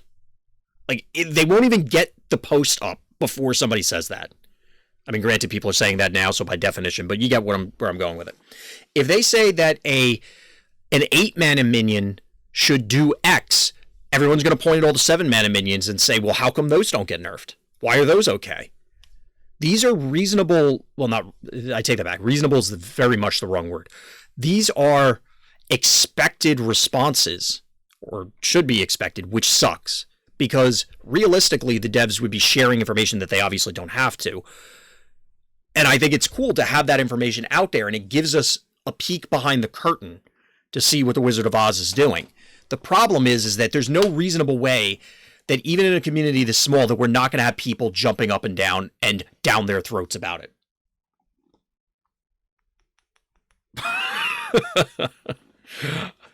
That's a weird one, Atona. But that's the problem, is I would love for them to outline these things, and it would make filling out this survey way better for me. I don't know if it would be more helpful for everybody else, or if considering these things, because at the end of the day, if you don't like Finale and you think it's ridiculous, or you think 7 Ring, or you think whatever, having the devs tell you, no, we think 7 is where these should be for these reasons, and the game then ends on average, or in the aggregate, whatever, X number of turns afterwards, you know, barring the edge cases where it ends immediately, or you did it and it didn't matter because you were dead on board.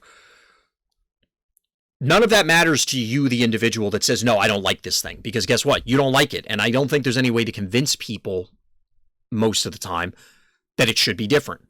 So it sucks, because I could certainly, if I were in the dev's shoes, I would be like, well, what's the point of telling these people this thing? It's not going to matter. I think it is beneficial to do it anyway. And I'm being selfish. I just want to know. But digression aside, let's talk about Horn. So I saw chat was saying, is Horn comparable to Murmur?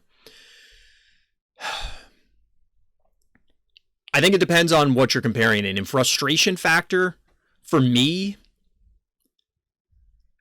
I would say no. I think Murmur's more frustrating. But I don't think that's universally true for everybody. And I could I can definitely get behind the argument. I could be convinced otherwise. Maybe Rhino doesn't know what a 7 mana means, and they need to ask to figure that out. I think that also is really dangerous. They keep bending to what people want. I don't think that's what's happening here, Atona. So that's actually a good thing to bring up, and we'll get back to Horn. I don't think that... So part of me agrees with you in saying that, yes, they're fishing for information in that, well, what does the community want? And it is dangerous to say, well, what does the community want? Because most of the time, and we've said this on stream, people can easily identify problems. Identifying solutions is significantly more difficult. So you walk this dangerous line of you asked for our opinion and then you just didn't do anything with it. You either ignored it, you didn't like it, or whatever. I'd be pleased if they released the... Yes, the roadmap would be nice, but also another thing in the category of they're setting themselves up dangerously in the fact that, you know, we are obviously, we collectively, community is lording over them about, hey, where's the roadmap? Why hasn't it been updated? That sort of thing, because there was a precedent set. But we can come back to that point, Hale. I don't think that the Rhinos are realistically asking the community, we don't know how to balance our game, fix it for us. Like, that's not happening. I don't think anybody should be laboring under that assumption. And I don't think that's really what you meant, Atona. But I think they are taking a risk asking the community at all. Like I said, people can be, you know, vindictive, I guess, when things like this happen. But I think it is good to get a sense of the community in, and I hope when people fill this out, they are being as articulate and specific as humanly possible. Because it's one thing to say, oh, well, I hate this card, but you got to tell us why, because hating it doesn't fix it. Like, that's IDing the problem. What specifically do you not like about it? And then the Rhinos can figure out what the answer is. And that's the thing. Yep, that happens more often than you think, Atona. Not maybe you, but just in general. That when you put certain expectations out there, it really sucks to reel them back in. So that's why many companies just straight up don't communicate. And people get frustrated by that. I do personally a lot when there isn't communication. That's why I like what the Rhinos are doing. And I like them reaching out in this fashion and others communicating with us, talking with us. It's very helpful. But I think, and it can be tough, we as the community have to take a step back and recognize that they're putting themselves out there. Let's not crucify them over things. Like, it's not necessary in general, but especially here, because the natural response is going to be, well, why are we going to keep putting our hand out there to get slapped? We'll just not do this thing instead, and it'll save everybody a lot of grief. And I know, big digression there, and we'll probably come back to that point again, I'm sure, because I've been repeating myself this entire time. So, coming back to Horn, I'm going to pull the survey off of here. But first, I'm going to reread the question. So, Horn, not replacing mana crystals, but remaining the same otherwise. Thoughts? So, basically, it's going to give a standard action to all your minions. It's still going to cost the same at 7. And it's going to banish all copies of the spell after casting. Immediately, my thought was this shaves 4 to 6 damage off of any Horn turn. Because in a lot of them, I'm going, oh, I have somewhat of a board, I'll Horn, I'll immediately drop a giant stairway under something, that's 6 damage right there, you know, from the 2 attacks. It also makes it more complicated, so you have to go out of your way to set up that giant stairway. So either you do it in advance or you burn more blue. It's very difficult to do that sometimes, and because you often are playing a lot of these enchantments. You know, you're playing your Arctic Pyres, you're playing your Knolls, you're playing the Stairways, or Shatterstone Palace, or whatever. You may not have been able to burn to the appropriate level to do these things. So, okay, seems positive. It also eliminates a lot of the Frecky sidecar plays to some extent.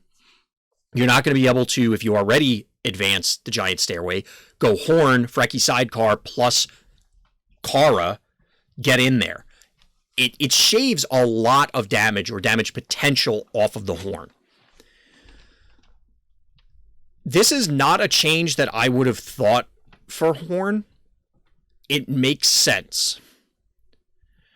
I don't know, and the reason that it matters that I didn't think of it is I'm not clear in responding to it what the replacement is. So, for example, you also can no longer do Rebel Rough Rider, buff it, Horn, buff it again to like, and suddenly it's a 12 attack minion with 2 actions. Like, those things won't happen anymore.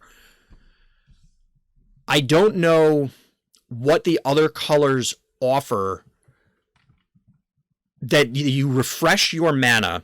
You still have all your gems from secondary color that can still be utilized, assuming that you sunk only blue into this. You didn't do anything else yet. I just don't know offhand what those are or what those will look like. I would assume that they are way lower damage thresholds, or you would have been doing them already, obviously. Clearly, you have less options because you're not just refreshing the gems anyway. Horn into Murmur. The classic Horn into Murmur play. But yes, it will give the mana back. We don't have in Horn decks, at least right now, a Daigoju, a Vedma Flamespar, a A56, a Toddle. Those sort of mana sink cards that allow you to leverage, oh, I suddenly have a ton of mana. Now, we were talking earlier about Spellweaver Zera, which again, since you're not getting the gems back, can still make this more complicated, but that's one way to leverage a whole bunch of mana. We don't really have X spells, where you have a variable amount of mana that you sink into it. So refreshing it there doesn't necessarily, you can't play something that says give a minion plus X plus O based on the amount of mana you put into it. It's really just extract life. I kind of like this change. Like, my initial reaction, the more I think about it, is that this should significantly lower the damage threshold, which is the issue to me with Horn. Other people may have other issues. I think Horn plays by accelerating yourself with Rainbow are cool.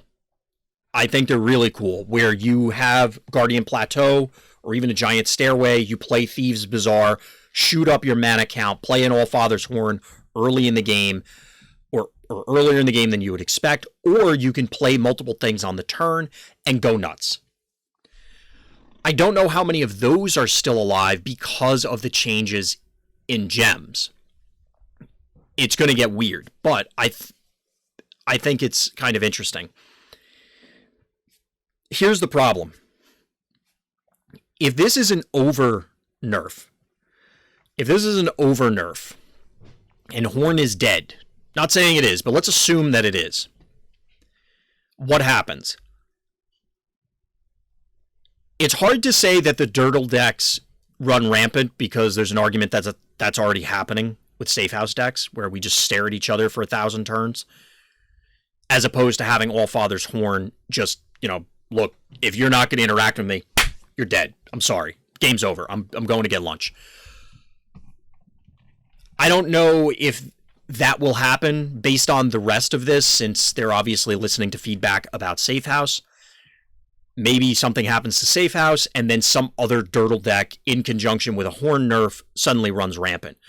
It is necessary to have aggro or these one-card combo cards, which again, like I said earlier, Horn isn't really a single-card combo. You do need to invest other cards. It's just not on the same turn. So it's not combo in the way that people traditionally think about it if you played other card games. I'm not sure. I would like to see this in action.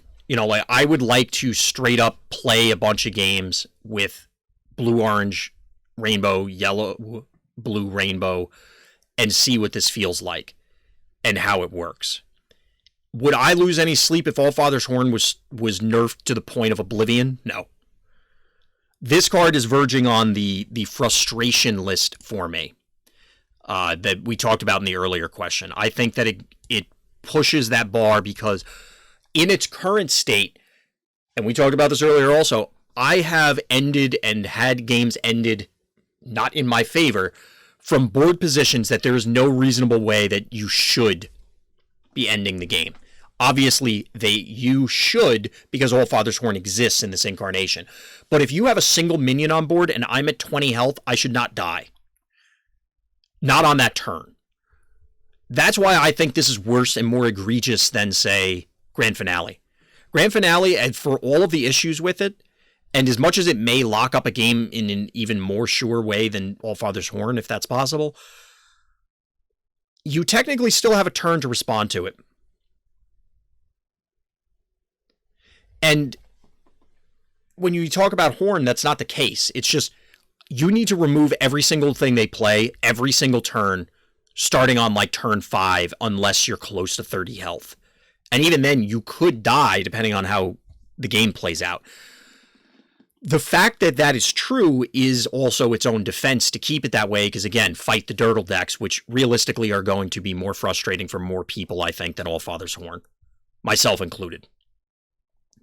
Still, I don't think it's a good idea to leave Horn alone. I think the real answer is not, well, do we allow the Dirtles or do we allow Horn? The answer is fix both of them. Don't have that problem, which is easier said than done. But that's the caveat for all of these things, is the answers should not be binary. It's not, do we nerf Murmur again or do we leave it alone? It's, well, if Murmur's a problem, nerf it and the other things that suddenly are now a problem because Murmur got nerfed, or Scylla, or Horn, or whatever card we're talking about. And that's the complicated part, is thinking about what that meta is going to be afterwards. So bottom line is, I think that this is a very interesting change. I'd have to see it in practice, because I cannot conjure in my mind what this is going to look like after it would go live. So let's check chat real quick. Oh, this is going back a while. I like communication close to thing. I don't need to know what you're releasing a year from now, but give me some information on stuff you know will be out in a little bit. So to that, I agree. I hate spoiler season. I've said that before. Just give me the whole spoiler. I don't care if it's the week before and you don't tell us anything other than the expansion's coming. I don't care. I hate spoiler season. I know I'm not alone in that. I also don't care what they're going to do in 2023.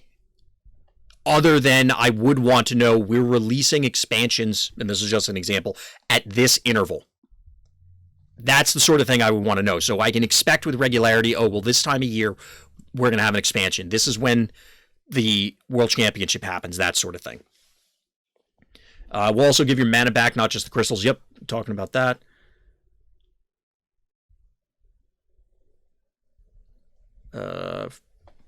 Horn into Murmur. Are they nerfing Horn again? Possibly. It's not a guarantee, but the question is on here for this survey. Imagine every TCG they had a public test server where you test balance patches. That does exist for most. Maybe not necessarily in that form, but a lot of them have stuff. Hey, motherfucker, what's good? If all cards are problematic, doesn't that mean nothing is a problem, just happens to be the power level of the game? Not necessarily. So let's say there were literally cards, and this is a stupid argument, so bear with me. Let's say there was a 5-mana card that said, if your opponent's playing blue, they lose the game. And there was one of those in every color for every color. Those are all problems. That doesn't mean that it like, I guess you can make the power level argument for that, but that doesn't necessarily mean that it's healthy. Having everything is broken so nothing is broken can be fun. It's not inherently good or bad. It depends on the implementation, which is a cop-out answer, but realistically, that's what it is. I don't know if I'm in the minority here, but I'd actually like to see them advance the story mode. It's been so long. I don't think you were in the minority there, Solon X.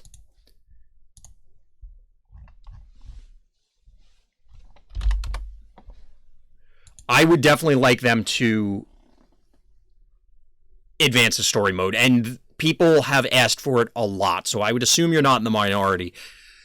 It's not on this survey, but they have stated the answer is basically they just have higher priorities. The team is small enough that they have other things they need to deal with.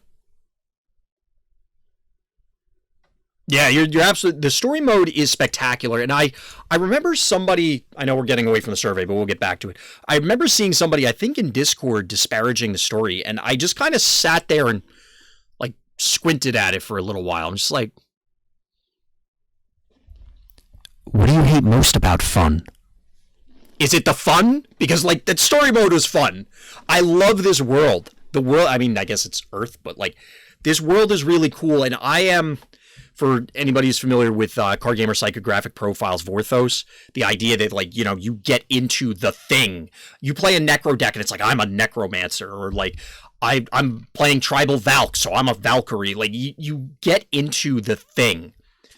Yeah, the lore is important to me, and it's a very unique take, this whole universe. I really like it. And I think that it would be great if they could expand on it. And I think they do that, to have a really poorly constructed sentence there. So, for example, I've read this one because somebody pointed out to me on stream before. But, like, the flavor behind terminal calculus is awesome. I think you could reach out more to more people if the lore was not just in-game, maybe comics or something like that. I agree with you, Midge. I 100% agree with you. I know there's a lore channel in Discord. I personally don't hang out in there very often. I don't know if I've ever really gone in there other than to clear the notification thing. I'm pretty sure there's somebody who is doing lore videos. But I really want to watch those, listen to those. I just haven't gotten around to it. Because I think the speculation and going through and trying to figure out what's actually happening in this world, whoops, I didn't mean to do that, is fun. I think it would be, if they had the resources to expand this stuff, is really cool. Obviously, you can see it in other games, and everybody knows the ones that I'm thinking of. You could probably conjure some yourselves. It's a big deal. People get drawn into a game because of all of these quote-unquote periphery things, all of the fluff. And they fall in love with it, and that's what keeps them in the game, is they love the characters, they love the universe, or they love the story behind it. And those are the people, in a lot of scenarios, that often spend the most money on the game, which is not something to be ignored. Some robust lore could really help out this game, to be honest, especially with the different faction interactions. I agree. The entire story of the Winter War, I understand what's happening at the macro level, but I have no idea what's happening in the minutia level. If there's a story being told right now, you know, what I would love to see is being able to access this part of the card in-game. The extra lore, while I'm in game and my opponent's roping me for the 50,000th time, because we've all had those games, I'll sit there and I'll read the lore entries, and I think that would be cool. I don't know what it would take to do that, because screen real estate and all that fun stuff, but there are ways that I think it can be done. It would be great to have some of these other ancillary things like digital comics or something. I just don't know what the resource constraints are. And that's the problem, is I just don't know. I mean, somebody also mentioned elsewhere, and I know we're digressing very far, but we'll get back on topic shortly. If there was, like, a Mythgard action RPG, this world would be awesome to explore. It would be great. Maybe when you zoom in, have a flip option to read lore. Exactly, Midge. I don't know what that would entail coding-wise. I don't know what that would entail, if it would be problematic screen real estate-wise. There's a lot of factors that would come in about trying to implement that. It's a new feature. But I think that would be beneficial. I think that would be really cool, personally. But lore stuff aside, I mean, you could zoom in, just look at art, why not flip it? I agree, but we were talking about this earlier in a different context, where it's like, come on, why don't you just add that? It's like, okay, well, somebody has to program it. They have to troubleshoot it. You know, what happens if the game locks up when you do that because of some weird query that runs in the background because it calls this other routine? And it's like, okay, all these games are crashing left and right because we wanted to add flavor text. Plus, it's, again, just I don't know what their coding team looks like. I don't know what it would entail to add things in. It might be a monster undertaking. I'm not sure. So I would love to have it. If it doesn't happen, obviously we'll survive without it. Yeah, exactly. It's one of those things that I make it a point, as much as I, like everyone else, goes, well, come on, it can't be that hard when you first think of the idea. Believe me, sometimes it's that hard. And that's not directed at you, Midge. That's just a general statement. Like, sometimes the simple things, because of underlying assumptions about code from 6 years ago, means that, well, this thing now can't happen without turning the world upside down. And it seems silly, but we're all human. It happens. So the next one's interesting because, again, like we were talking about at the beginning, the very first question is how much do you play Mythgard and what's your average rank? This next one is kind of a repeat to some extent in, do you feel you prefer playing Mythgard casually with occasional competitive play, or would you rather view the game competitive across the board? This is obviously intended to be personal feel, and my immediate answer is no, I want to compete all the time. I wish there were tournament queues that I could queue up for all the time, and I just want to play tournaments every day, all day. I don't care. I only want to play with the best decks. I don't care if it's 100% safe house all the time. I just want to compete. That being said, it's not that I don't enjoy streaming and then just derping around and playing nonsense in casual or ranked. So if, for example, if the ladder went back, if they cut the ladder from points for the championship at the end of the year, I would prefer that to the current one. The reason being is I could still queue up against champion people and expect that they're going to play well with quote-unquote good decks or coherent ones. But I could still play jank, and we've done that before in previous seasons, as compared to now where, the points matter, but also I could queue up because of the seemingly shrinking population. If I queue up against a bronze person, like, why am I beating them up? They're going to misplay even if they have a good deck, that sort of thing. Or like, why did you do this thing? Why did you include that card? If I want to queue up against champion and mithril level or rank players with good decks, removing the ranked scenario from the points gathering would enable that. And it would allow me to screw around on stream and play like snakes and experiment more, which I think is beneficial. However, I am personally focused on the competitive game. That being said, I do not believe that the game should be focused on that. I really don't. I really think that the game should be focused on the casual player and then balanced around competitive play. I think that's part of the importance of these big splashy mythics like Seven Ring Ritual Grand Finale is like, it feels cool to play Grand Finale and go, I'm going to dump all these guys into play. It feels cool. And I think at most levels, unless you actively hate it, you're going to enjoy that feeling playing that card. And I think it's important to have the casual players as part of the ladder.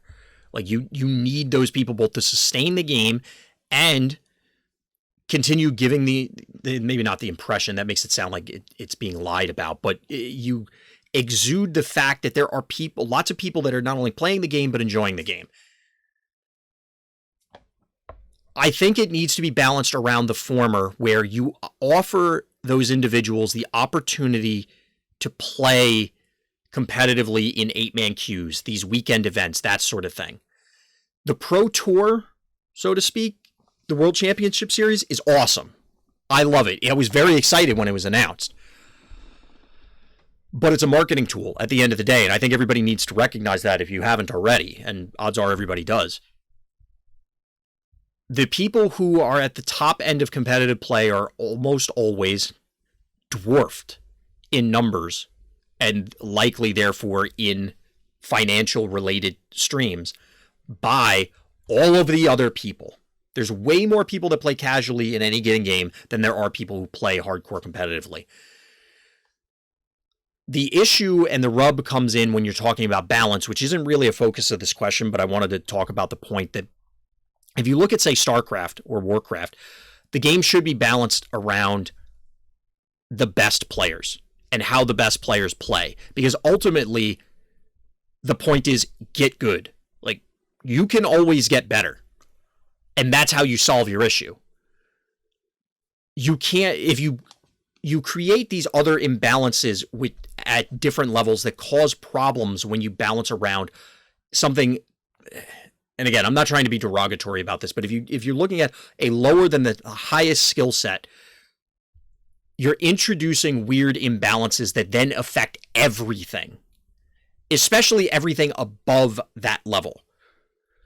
So it also can change fundamentally the way the cards are balanced and designed, obviously, therefore creating a wildly different game. That's why I say target balancing around the best level, then advertise the crap out of how the best players are playing decks and scenarios, do walkthroughs. And I want to do this on my own channel. That's why I am doing some of the recordings for Mythgard Melee, watching games and talking about the decisions that were made, whether it's my game or someone else's game. Because then you can explain to people, oh, well, you should be looking for these scenarios. And it feels good to grow and improve, whereas as opposed to designing the game around that quote-unquote lower level.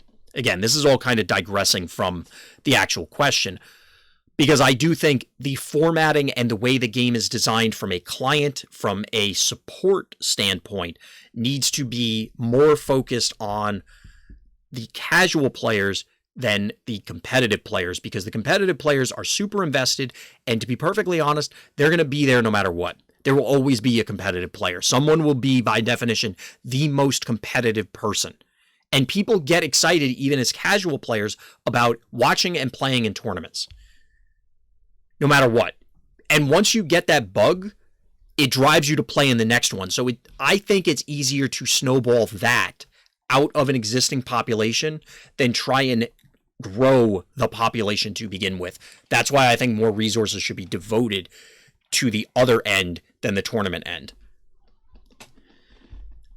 That all being said, it kind of hurts me personally, because I want to play in tournaments. I want to be competitive. I want to play this stuff. And also it's couched in the idea, like I said, about balancing the cards. So it's a weird question. I may end up writing a whole dissertation on the response here when we get to it, but we'll see.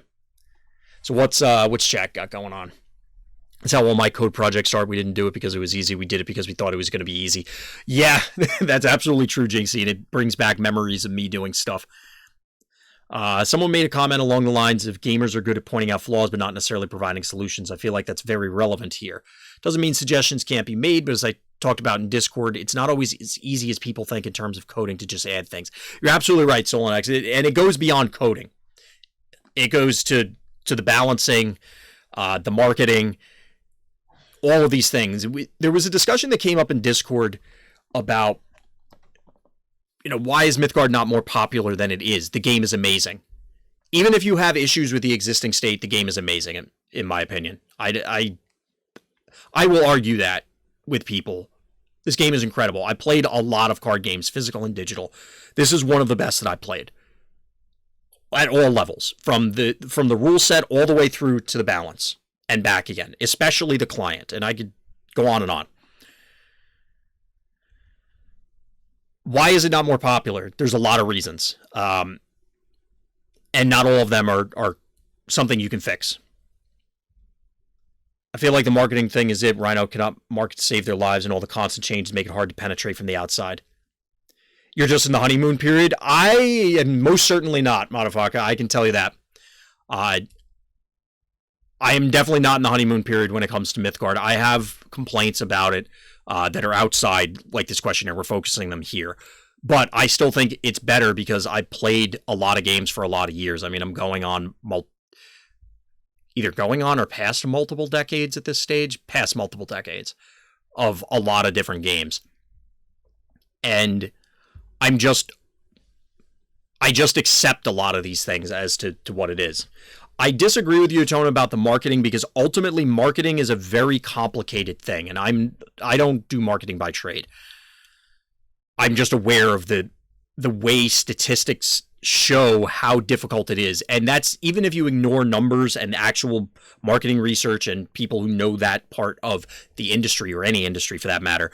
The fact of the matter is that human beings are going to be ingrained in whatever they're doing. I don't think it's very likely to convert anyone from any game at any point in time unless they truly hate the game that they're already involved in. And then you often want to be the second game that they try, not the first, because it's kind of like, the rebound game. You hate game A, so it's like, I'm fed up with this. I'm finally quitting. Go to game B. You're going to love game B, but then you're going to realize it's probably the first game you jumped into, and then you're going to sour on it, and then you go to the next one, and then that's the one you settle on. I've known a lot of people in real life that have done similar things. 2-year marriage period, fair.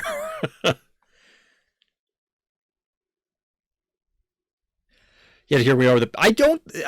We talked about this earlier. I don't think this is a panic survey. I think there are legitimate reasons that they could be doing this without assuming that it's, oh God, we're screwed. I really believe there are. We talked about it earlier, but the fact of the matter is it actually ties to my previous statement about converting people from other games. I don't think it's just really hard to convert people from an ingrained game, regardless of whether it's Magic, it's Hearthstone, it's I guess Magic Arena. It could be Warhammer. It could be, Yu-Gi-Oh. If it could be Keyforge. It could be whatever. It doesn't matter. Once people are already invested, there's both a psychological and financial investment. People aren't great with sunk cost fallacy. It's a reason it's a fallacy. You have to find people that would be willing to play a card game but don't already play a card game and are going to choose a smaller one over larger, more well-known options. It's tough.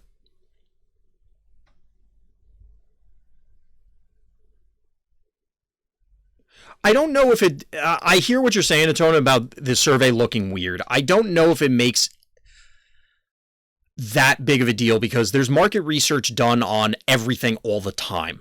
Always. Explain the fallacy thing, the sunk cost fallacy. It's the fact that you've already sunk X, say you're playing another game. I've sunk $1,000 into this other game. You're never getting that money back. I guess you could make the argument you could sell something. That doesn't mean that you should continue to throw money into it for the purpose of, oh, well, I already put in this much. I will then turn it around and my enjoyment will return. Past a certain point, you have to accept that either you've fallen out of love with that game, and this goes for other things. It's not a game thing. It's sunk costs is just a business concept. So if you look at it from the business perspective, you start a project. It costs $100 million. You sink the $100 million and you go, oh shit, it's actually going to cost $200 million. You have to evaluate it from the perspective of, am I going to get the return? Am I going to get the money back? Or, whatever goal was with that. And is that worth it at this stage? Not just, we need to complete it because we started it. That's a great personal motto for, self-motivation. I'm going to finish what I started.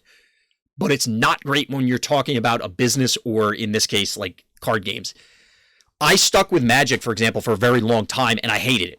And I didn't realize I hated it until years afterwards. And it was like,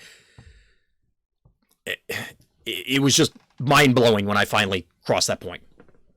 Some cost, sunk cost. Sorry if I'm slurring it. Gandalf, I apologize. Yeah, sunk cost. I apologize if my mouth is getting dry, so I'm probably slurring it a little bit.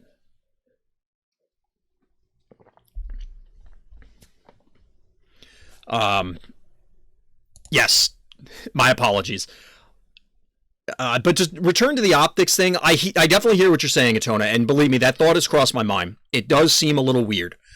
I think there are enough legitimate reasons that I'm willing to accept them doing this.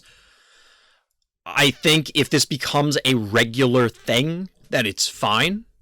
I actually would appreciate if they did this, every expansion or something, just to get community feedback. Or fine, maybe there's a different way to do it than just putting out a Google Doc spreadsheet, or a survey rather.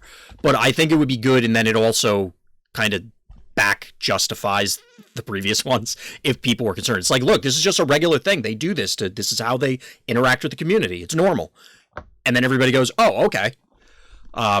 Explaining to somebody that's new, I think they would have the same sort of reaction of why are they trying to get community feedback? Don't they just balance it on their own? Or don't they consider these things on their own? But I think there's valid arguments to present that just boil down to we are their customers. They should have a good sense of how we feel about things. And doing it in this capacity, while maybe not necessarily the most official appearing one, is still worthwhile. Is a good time to push MTGA players. They're pissed at the new expansion costs. I came from Hearthstone. Yeah, that's the thing is converting people from other games, you have to hit them when they're most angry with their other game. Otherwise, it's just a natural human thing. Everybody does this. It's just hard to let go of things sometimes. It's absolutely tough. People comparing Myth's marketing or lack thereof to larger games kind of not that great sometimes because they have bigger teams and been around for longer. Plus, they have more money to do those things in the first place, not to mention bigger player base. You're absolutely right, Solenex. There's a lot of inertia with other games. I've been on record a lot. I don't like Magic. I just don't. And I think the reason many people are drawn to Magic is whether they consciously admit it or not, there are people to play Magic with. And that's it. It's really hard to go to a gaming store when you could do that still, and not find a group to play Magic with at any level. Like we're talking, you could play casually, you could play competitively, you could do the middle ground, you could do whatever. And it's true for other large games. That being said, the fact of the matter is that's the reality. And yes, you could say, well, Mythgard's, small fish in a big pond, or whatever analogy you want to go with. Excuse me. But that's the reality, and they're going to have to deal with it one way or another. That's a you problem, Mythgard. That sort of thing. Some course fallacy is me stupidly trying to keep Lord alive because I just want to banish my opponent's card even more, even though I should let it die and move on. That is a good example, Solenex. Some cost fallacies when you add up all the costs and then go, oh, well, shit. Yeah. All right, yo, have a good night. Apologize, I missed that one. In my opinion, they should highlight the quality of life features of this game versus other CCGs. I agree for the most part, Nazgul. One of the problems is the fact that most of the quality of life things, and not all of them, but most of them that I harped on about when I first started playing Mythgard and I sold other people on this game, were things like the replay feature, the ability to steal deck lists, the ability to load up these things and do research, which is, if I try and sell somebody who's not a hardcore gamer on that, they're going to go, so you're telling me it's another job? I think that's the challenge. Now, those obviously are not the only quality of life features. There are a lot of other things that are in Mythgard that are cool, and I think you could sell people on. The problem is that are those actually enough? I think it should be one of the central pillars of trying to push Mythgard. However, there are other parts to marketing that aren't just what's the feature set. I don't think anybody who's played Mythgard will say that the feature set, I mean, bugs aside and things like that, is lacking compared to alternatives. The problem is that isn't what often sells people on games, and it goes back to what I was just saying about a hardcore person is going to be like, oh, do you mean I can go watch replays and study and all this stuff? That sounds awesome. Is that enough to get a lot of people? I don't know. It's also going to be an issue with, regardless of how many, oh, this is so much better than your alternative, it still goes back to the sunk cost fallacy of people trying to,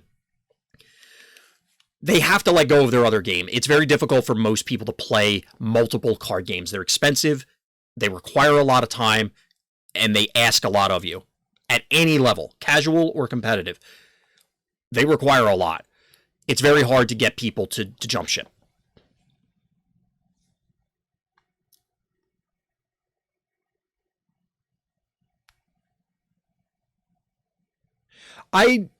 In general, I would disagree, Atona, but it depends on the game.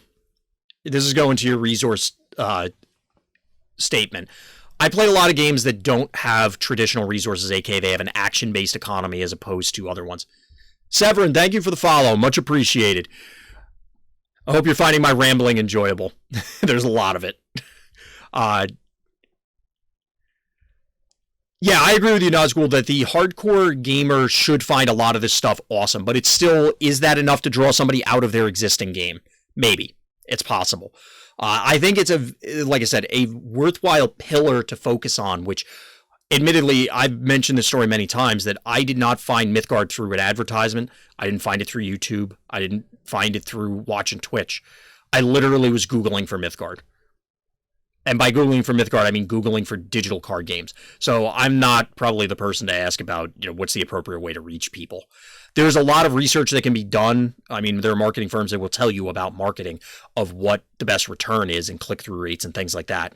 And I can tell you from experience with other games and just, being around the industry for a while, the numbers are really generally atrocious. Like, it's very hard to get new eyeballs.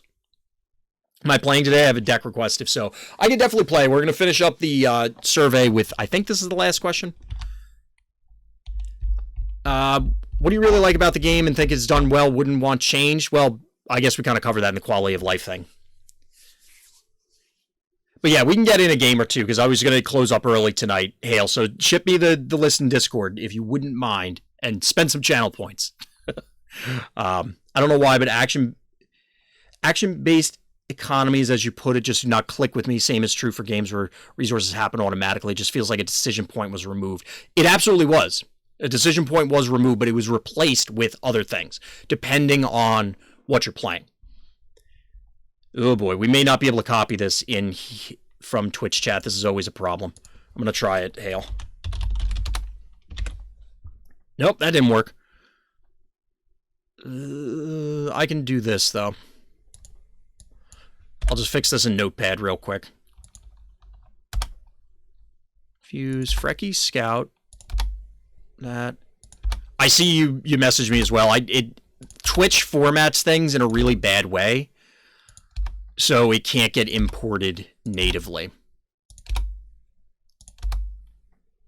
So yeah, that'll kind of close up the discussion for the survey. I do hope everybody fills it out. It's definitely, I think, valuable, or hopefully will be valuable to the team. I'm looking, apparently you can see the results, so I'm anxious to see what other people are saying as well. But anyway, I'm going to close up shop there. There's unfortunately nobody else streaming Mythgard, so I can't raid there, but I appreciate everybody that came out. It was a lot of fun talking about the survey. If you haven't filled it out, definitely check it out in the official Mythgard Discord. So as always, everybody, thank you for listening. Thank you for watching. And Black Lives Matter.